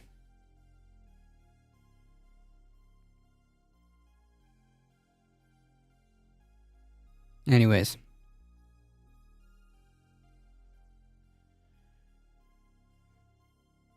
Department of Justice to investigate City of Memphis and its police department. We'll see. The Justice Department said on Thursday today it has opened a civil rights investigation into the City of Memphis and its police department, which came under fire after following the death of Tyre Nichols after a traffic stop in January. The murder of Tyre Nichols. The federal investigation will seek to determine whether there are systemic violations of the Constitution or federal law by the police department. It will focus on the department's use of force, stops and searches and arrests, and whether it engages in discriminatory policing. I mean, like, this is the kind of stuff that should be happening on the regular, to be honest. Because I suspect, and I'd wager, that, yeah, there is a massive systemic problem here. Not just in Memphis, I would say. The new probe is separate from a federal criminal civil rights investigation of the Memphis officers in that case. The tragic murder of Tyre Nichols created enormous pain in the Memphis community across the country, said Merrick Garland in a statement. Five officers charged in connection with the death were part of the department's specialized Scorpion unit, which was launched in 2021 to take on a rise of violent crime in Memphis. Like traffic stops? ? Police permanently deactivated this unit shortly after his murder. I'd also use that 1912 graph about burning coal and climate change to point out as well if they want to go back that far. Right.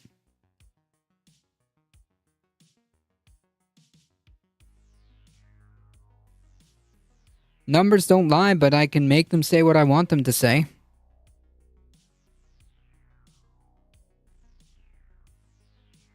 The civil investigation is separate from technical assistance being provided to the Department of by Justice Department's Office of Community-Oriented Police Services, known as COPS Office, ironic, on use of force and de-escalation practices and the use of specialized units, according to the Justice Department. Nichols' murder has prompted the COPS office to develop a guide for police chiefs and mayors across the country to help them assess the appropriateness of use of specialized units like the former Scorpion unit in Memphis, as well as how to ensure necessary management, oversight, and accountability of such units. Body camera videos and surveillance footage from Nichols' arrest were released in January 27, weeks after his murder, publicly revealing the severity of the beating. The footage sparked widespread condemnation from residents and police officials, and as a county prosecutor noted at the time, contradicted what the officers said happened in the initial report. Oh, no way, they lied. Damn, again. The murder reignited a national debate on justice and policing and reform, rocking a nation of long accustomed to videos of police brutality, especially against people of color.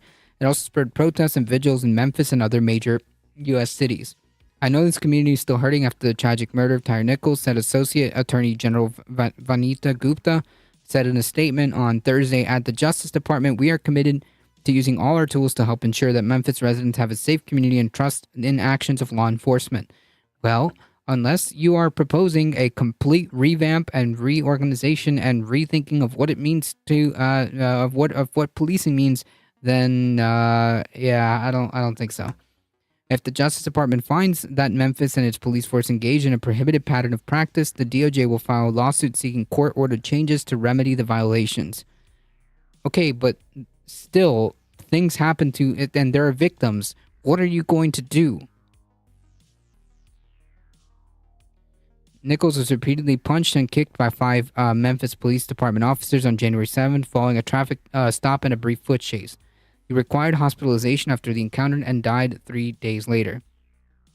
5 former police officers who are black pleaded not guilty to their arraignment in February after being indicted on 7 counts each, including second-degree murder, aggravated assault, aggravated kidnapping, and official misconduct. Another former officer who's white was fired and charged departmentally, not criminally, over policy violations.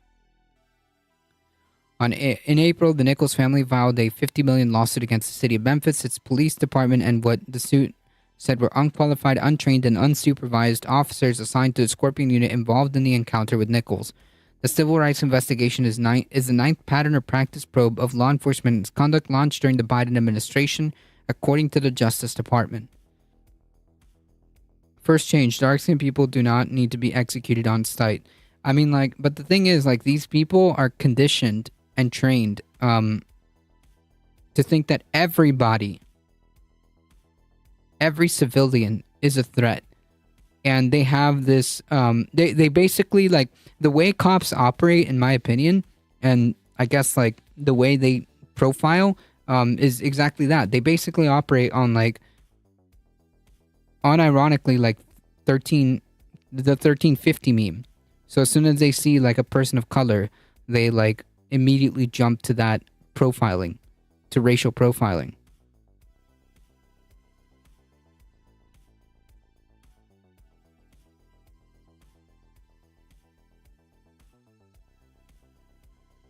They receive mercenary training. I mean, effectively, they do train like fucking military.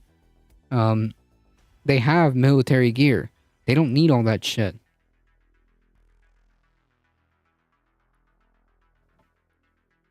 Second, actually protect and serve. Right, yeah, but the Supreme Court has already said that, that's not a thing. They don't have to protect, you, actually.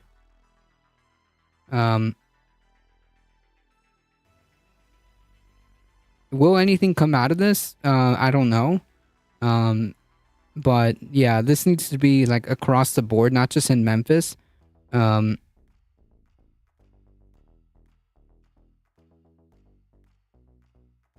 But yeah, a complete change from top to bottom, from bottom up, of the way we think of policing has to be done. Completely from the mentality, to the training, all of it, completely from scratch.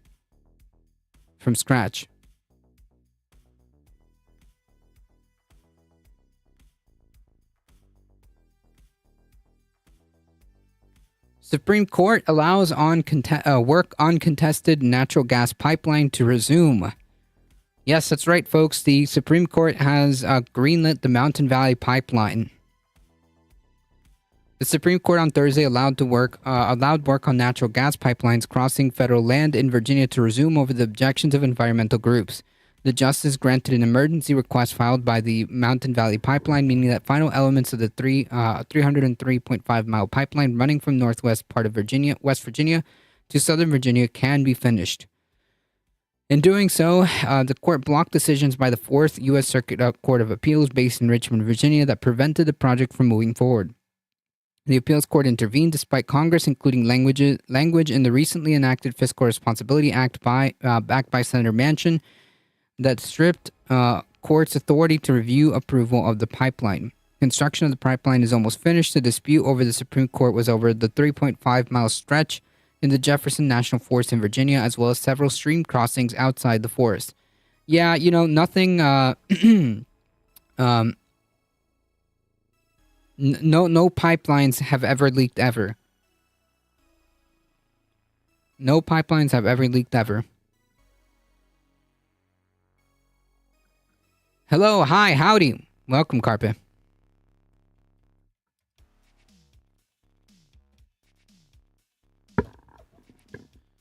Environmental groups, including Wilderness Society, have sought to prevent the pipeline from being constructed, saying that there's a risk of pollution and that the project will disrupt wildlife and degrade water quality. The group also pointed out that the gas itself, when used, will emit harmful carbon emissions that contribute to climate change, which is true. In contesting the decisions made by various federal agencies, including U.S. Forest Service, that allow the pipeline to cross federal land, the challengers argued that Congress's intervention was itself unconstitutional by preventing courts from reviewing the government's decisions. Congress enacted a statutory provision that crosses the line between legislating and judging, as the lawyers for Wilderness Society wrote in court papers. Pipelines are great at leaking and bursting. True. Lawyers for the pipeline, which is a joint venture involving several companies, including the Equitrans Midstream Corporation, said in their own court filings that appeals court had no authority to block the project in light of Congress's actions. Screw the rules, I have money. Damn. The Court of Appeals stay orders flew in the face of this recent on-point and emphatic congressional command that the remaining construction of the Mountain Valley Pipeline must proceed without further delay. The Biden administration filed a brief backing the pipeline. Nice.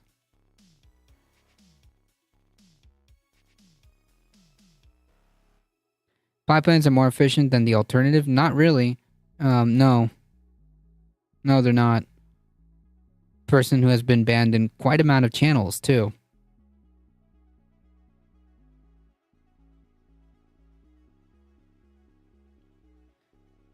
Frustrating to see.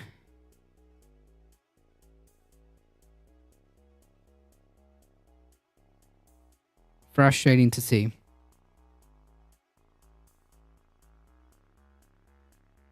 Trains and trucks are more efficient than pipelines? No, this shouldn't be happening at all. There should be no fossil fuel projects approved at this time.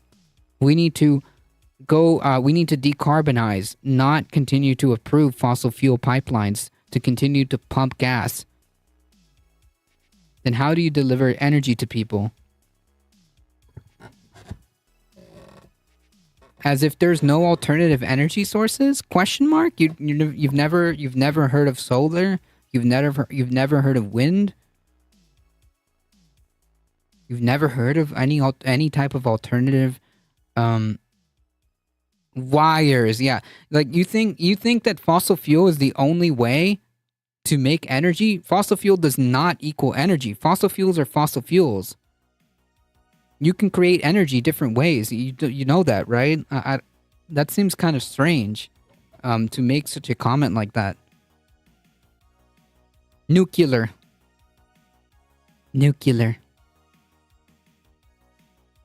Solar and wind still use natural gas because they cannot handle spikes in demand or supply baseload.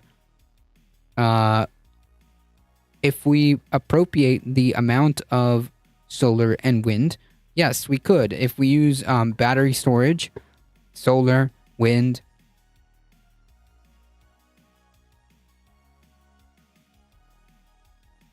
Oil build.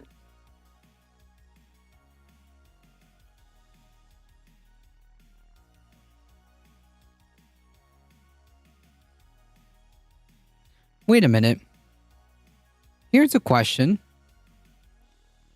If that's true, currently fossil fuels are being used to run a lot of our electrical system. Why do we have rolling blackouts?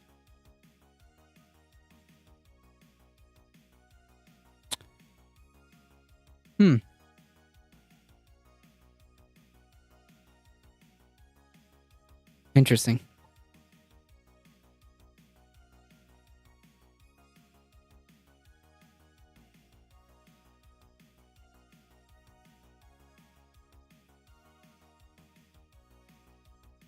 I wonder why. So you're not going to explain that to me, right? Because you don't have an argument. Because the argument then doesn't really stand, right? If your argument is, well, they can't handle the load, they can't handle the load. Well, currently it can't. Fossil fuels can't either. Apparently, if you have to do more rolling blackouts. Looking at that ban list, I say, wow, 27 is moving up in the world. True. They also can't make as much money with alternative sources. They are the ones who prefer oil and gas. Yep.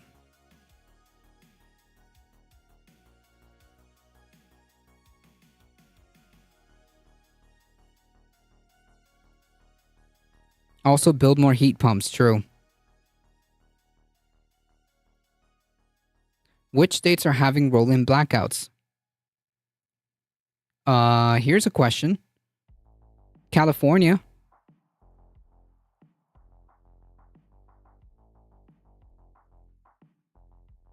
Here's another question.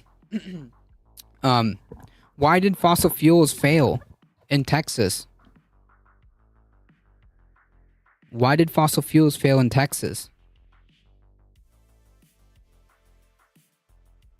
What is Cali's green energy policy? Not sure, but I guess it's slightly better than the rest of the country.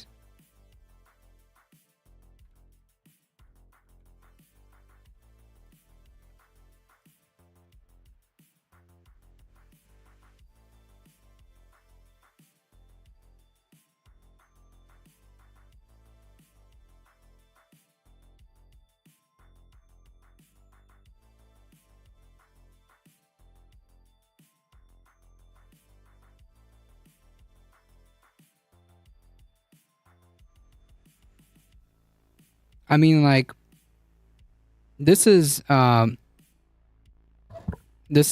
like, as close as we can get from 2020. Connecting the dots. Connecting what dots? Are you okay? Are you okay, dude? This is the 2020. This is as earliest as we can get. Coal, natural gas, and oil.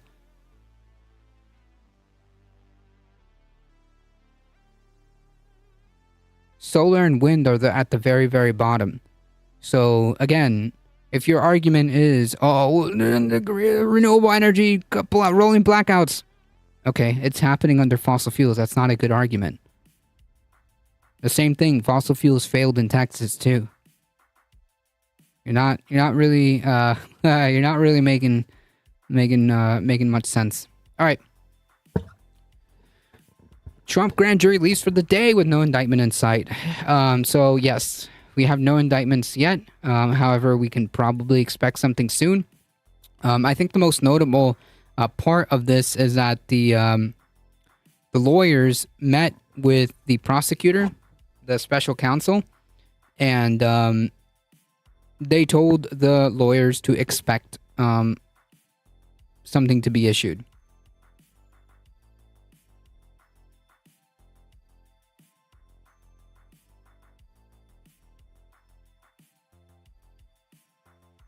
Spoiler, poverty happens under capitalism. True. The argument is that transitioning to green energy is causing the rolling blackouts. I just showed you a graph. I literally just showed you the data. Solar and wind that are at the bottom. The overwhelming majority of energy being produced in California is fossil fuels.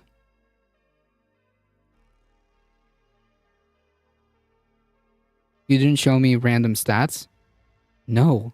What stats did you think I showed you? Are you okay? I'm sorry, do you know how to, like, are you able to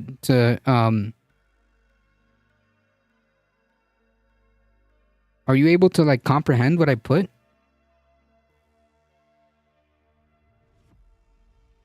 Tell me, how to tell me you've been indoctrinated without telling me you've been indoctrinated. This is total system electric generation. In other words, how did you generate electricity from California's government website? The overwhelming majority is coal, natural gas, and oil. Solar and wind and total renewables are at the bottom. What are you talking about?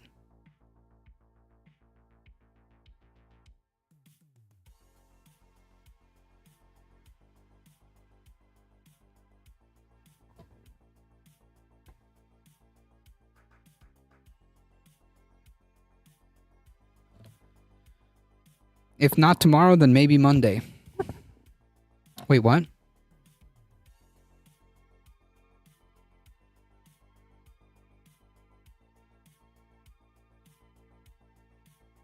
This has nothing to do with my argument.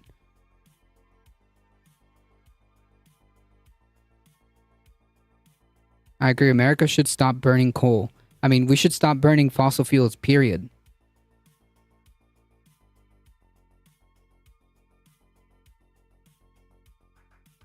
Too much fossil fuels, period. Anyways, the point being is, if your argument is, oh, they cause the rolling blackouts. No, they're overwhelming, the overwhelming production of electricity is fossil fuels. That's what's the problem here. You can't make the argument that it's the renewables when clearly they're all the way at the bottom.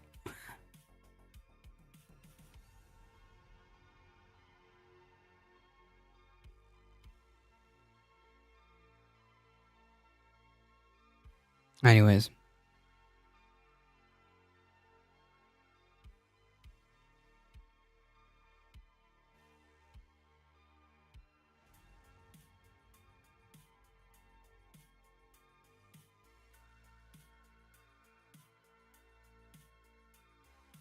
You're not arguing anything, you're showing percentages of irrelevant stats. The point is that the spike in demand for energy cannot be met when they are decommissioning fossil fuels. No, I'm not showing you irrelevant stats. I'm showing you how, what are the top, whatchamacallit, generations. That's what's causing the rolling blackouts. No, it's not. That's actually not what's causing the rolling blackouts.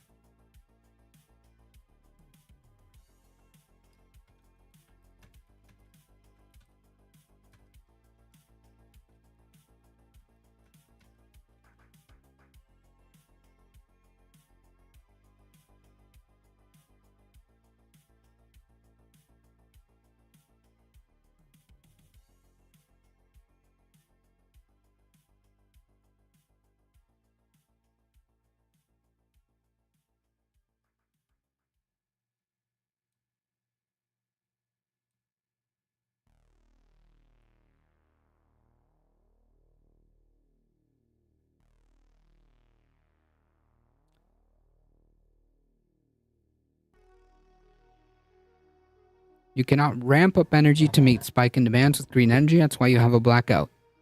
No, that's not how that works. They're saying that there's no power regulation with green energy. Yeah, this makes absolutely no sense.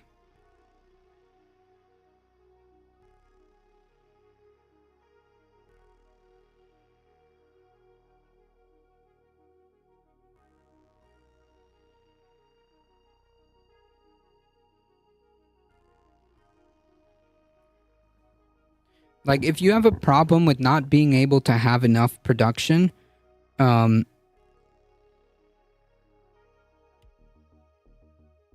maybe a explanation could be poor infrastructure,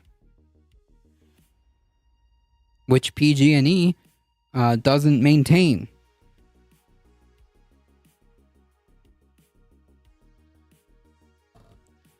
This assumes that systems are working at maximum capacity. It's kind of silly. I mean, like, this is a waste of time, essentially.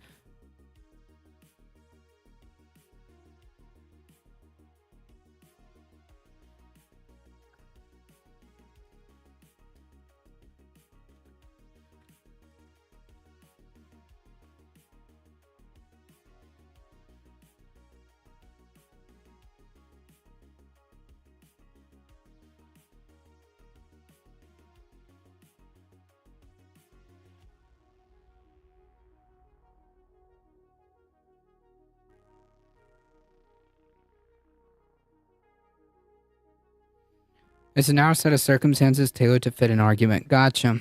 I mean, like, even if you try to make that argument, only 31% in 2022 is made of,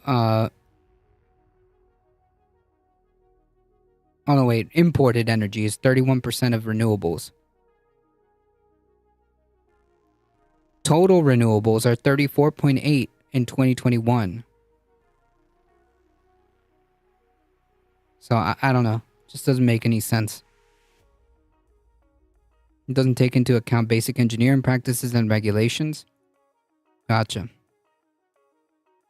Anyways.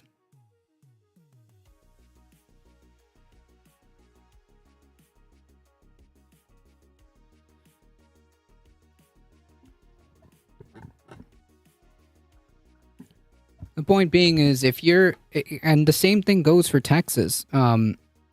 The same thing goes for Texas. Texas is primarily generated by fossil fuels. They have problems with their electric grid. It's not because of renewables.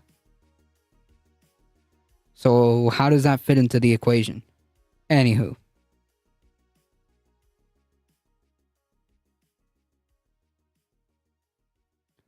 Not very convincing. A grand jury in Washington has been hearing evidence about efforts of Trump to overturn the 2020 election, ended a session on Thursday today without an apparent criminal indictment of the former president. Earlier, a court official in Washington said no indictments were expected to be issued there on Thursday. Two sources told NBC earlier that Trump's lawyers had been told to expect an indictment of the former president. Trump's lawyers, Todd Blanche and John Lauro, met Thursday morning in Washington with prosecutors of the Department of Justice, Special Counsel Jack Smith, and were informed of the planned indictment.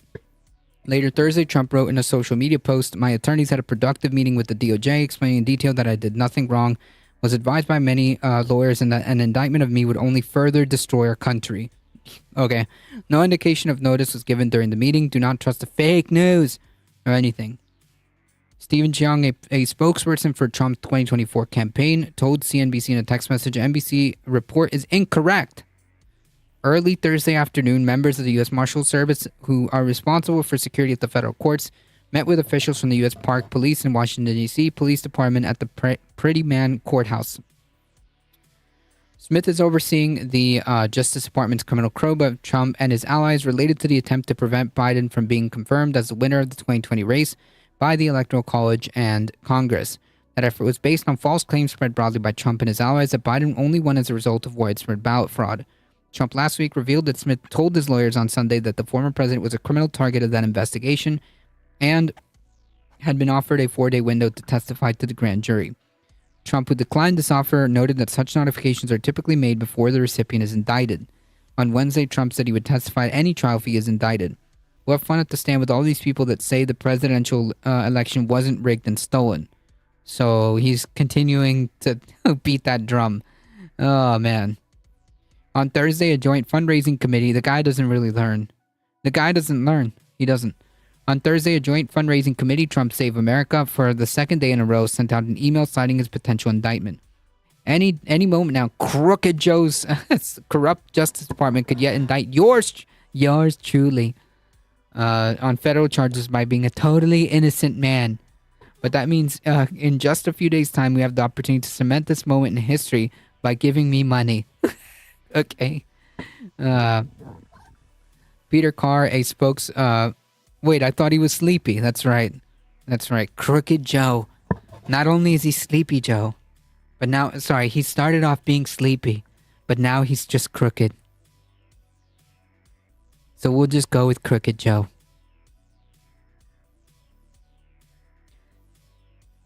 The enemy is both crooked and sleepy. Listen, he started off sleepy, but then he woke, okay? Then he got woke, all right? It's not that he doesn't learn. He really believes that the rigging an election is legal.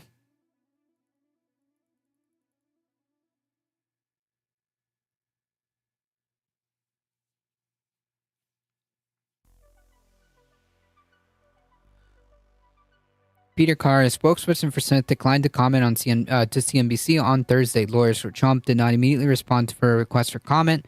Smith in early June obtained a grand jury indictment of Trump in Florida. We know Trump has pleaded not guilty. He has accused Smith and the DOJ of charging him and investigating him in an effort to harm his chances to win the 2024 presidential nomination and defeating Biden. Oh, I wish for Dark Brandon to come down like angry Jesus.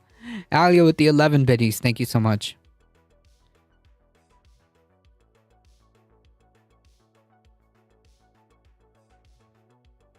So will we see an indictment? We don't know. We don't know when it's coming. But I think it's pretty safe. I think it's a pretty safe bet to say that he probably will be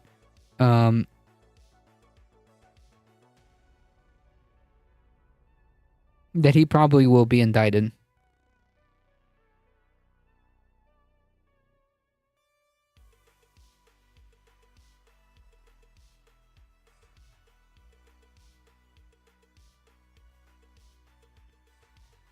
That's why he's always crying about political indictments. He thinks the Democrats are doing exactly what he would do because what he does is always right. Yep.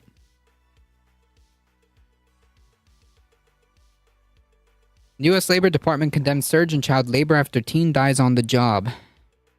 U.S. Department of Labor has decried a national surge in child labor as the agency has found thousands of violations. Is currently investigating the death of the 16-year-old boy from Guatemala, Duvan Perez, who was killed at the job of a slaughterhouse this month in Mississippi. 2 other 16-year-olds have died on the job in the U.S. this year. And also, this is like a perfect opportunity to remind people that Republicans have been working and in some cases succeeded to roll back child labor laws and regulations, and also have reduced liability for companies while doing so. 2 other 16-year-olds have died on the job in this year. Michael Scholes was killed on June 29th while working for a sawmill in Wisconsin. He was attempting to unjam. Jesus Christ. Yikes. Will Hampton died in Missouri while working in a landfill when he was pinned. Oh, God. Yeah, this is pretty freaking gruesome. The department has noted it's currently pursuing more than 700 open cases and have already found 4,474 children working legally since the beginning of the fiscal year, a 44% increase over the previous year. On July 25th, the Department of Labor announced child labor violations found at 16 McDonald's franchises in Louisiana and Texas, affecting 83 minors. The McDonald's locations were found to have permitted 14 and 15-year-olds to work longer hours than legally permitted and perform job tasks that children under the age of 16 that are prohibited from performing. The department assessed penalties against the 2 franchise operators for the violations. Oh yeah, but they're pro-life. Yep. What is this? Victorian England? Straight back to the 1900s. The investigation follows a May of 2023 announcement of child labor violations found at McDonald's locations in 4 states involving over 300 children at 62 restaurant locations. The department, in February, the Department of Labor announced a new interagency task force to combat child labor exploitation amid recent surges in violation, and nearly 70% increase in violations in 2018 and an influx of migrant children from Latin America without parents. The update from the Department of Labor comes in the wake of increasing pressure from members of Congress for government agencies to address the increase in child labor violations. I almost died in a recycling plant once. Jesus. During a hearing on Wednesday, congressional members questioned the Health and Human Service Secretary Javier Becerra over surges in child labor, accusing the agency of failing to protect migrant children from exploitation. There are some terrible things that are wrong, said the California Democratic Congresswoman Anna Eshoo. House Democrats launched a task force last week aimed to fight child labor amid recent surges in cases and requested the Government Accountability Office to conduct an audit and investigations into the extent of the problem. Bills introduced in Congress in April of 2023 would increase civil penalties against employers for child labor violations. Amid a nationwide surge in labor violations, Republican lawmakers such as in states like Arkansas and Iowa have passed legislation earlier this year to scale back child labor laws, expanding the scope of work and hours of 14 and 15-year-olds can perform, including the same positions that led to the death of the same position that led to the death of the Guatemalan child. Also, egregiously, they took away the civil liability from these companies. So they knew exactly what they were doing. That's a bit young. Yeah, I mean, like, they should be in school. They should be in school. Really. And even 16, you should not be working in a slaughterhouse. Much less a sawmill. Like how the slaughterhouse and meat packing places are incredibly dangerous. They're incredibly dangerous.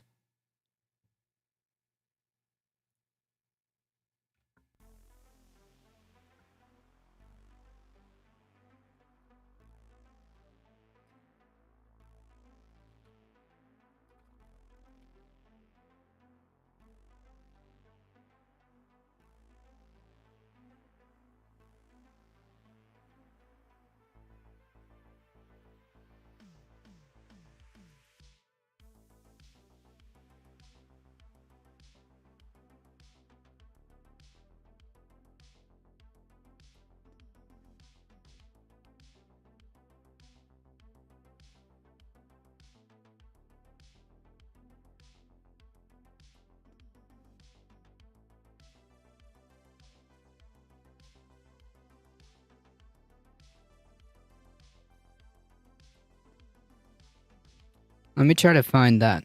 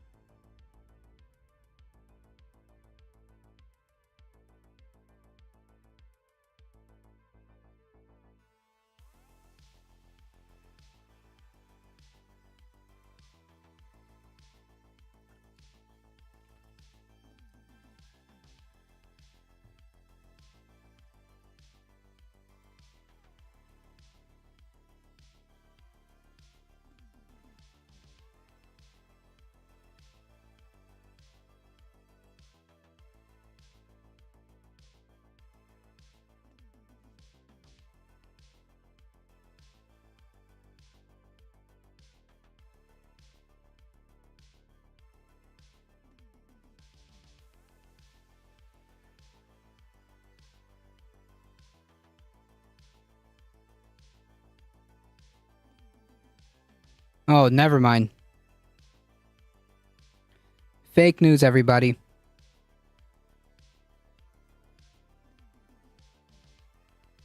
They ended up taking away the exemptions.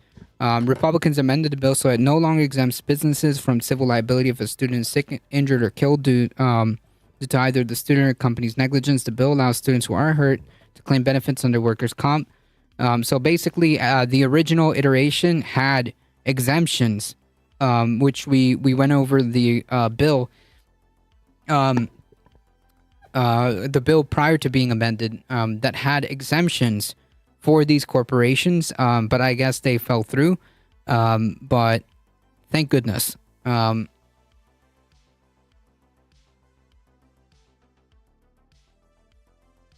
Because these people know that accidents are going to be more likely because they're kids. You're putting kids in like meat packing plants and all these other dangerous places. Alpha 4 meter platform was partially buried by 2.5 tons of newspapers. Sheesh. When you were 16, yikes.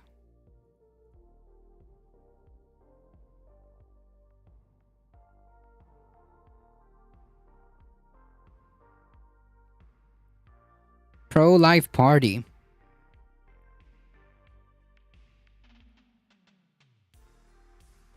The kids are there to work, and if they can't work, they can become meat as far as capitalism is concerned. Correct. They need to start their journey to be a good little hamster to spin that wheel for eternity until they die. Then the younger, the better.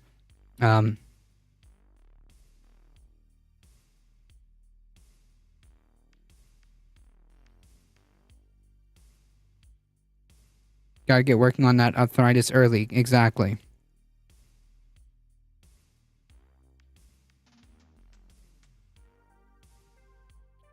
All right, folks, we did it. We got through everything. Thank you guys so much for hanging out with me today. Thank you guys for stopping by yesterday for the birthday stream. Huge shout out to a couple of folks in chat. There are a couple of diamonds in chat. Carpet Packs, please follow twitch.tv/Carpet Packs, and I believe Alio Share is in the chat as well. Please make sure you go show some love to these folks. And if you enjoyed the content, don't forget to hit the follow button. It really does help us out. You get some free emotes. And also, as Michael Hassler just pointed out, if you want to help the channel and can't monetarily, head on over to the YouTube channel. It really does help us out. Hit the big red subscribe button. Spread the word far and wide. We're here Monday through Thursday. Bring a friend. 5 p.m. Eastern time. Thank you, Michael Hassler. Thank you, Heat, for keeping the chat cool. Thank you. Join the Discord for cute baby kitten pictures. There you go. Join the Discord. Thank you. Do all the social media stuff. Like, comment, share, subscribe, all that awesome stuff. You have a good weekend. Thank you so much. Thank you, Heat. Thank you, Michael Hassler. Carpet Packs, Conscious Canuck, Cosmic Seeking, Echo Rusted Dragon. Thank you so much, Sharpie Diesel, for hanging out in the chat. I appreciate it. Hopefully I got as many people as I can. Firefly, thank you so much. I appreciate it. Deep Gully. The Simulacra. Bipedal Meatbag, James Napper, thank you guys for mixing it up in the chat. I appreciate it. Thank you for the follows, the biddies. Wolf Glenn, thank you for hanging out in the chat. I appreciate it. Thank you for the biddies, subscriptions, all that awesome stuff. You guys are what makes this channel grow. As always, folks, please stay safe. Please take care of each other.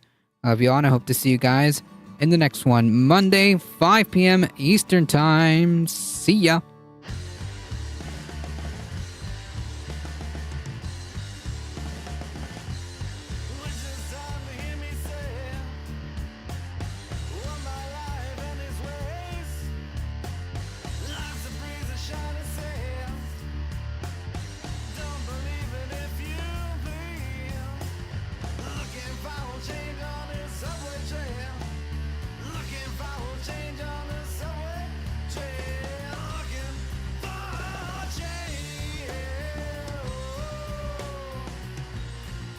It's gonna be a long weekend with no ADT. Yeah. Maybe there's gonna be maybe one day in the future I can make a workaround. Alright, folks, we're heading out in 5, 4, 3, 2, 1. See ya.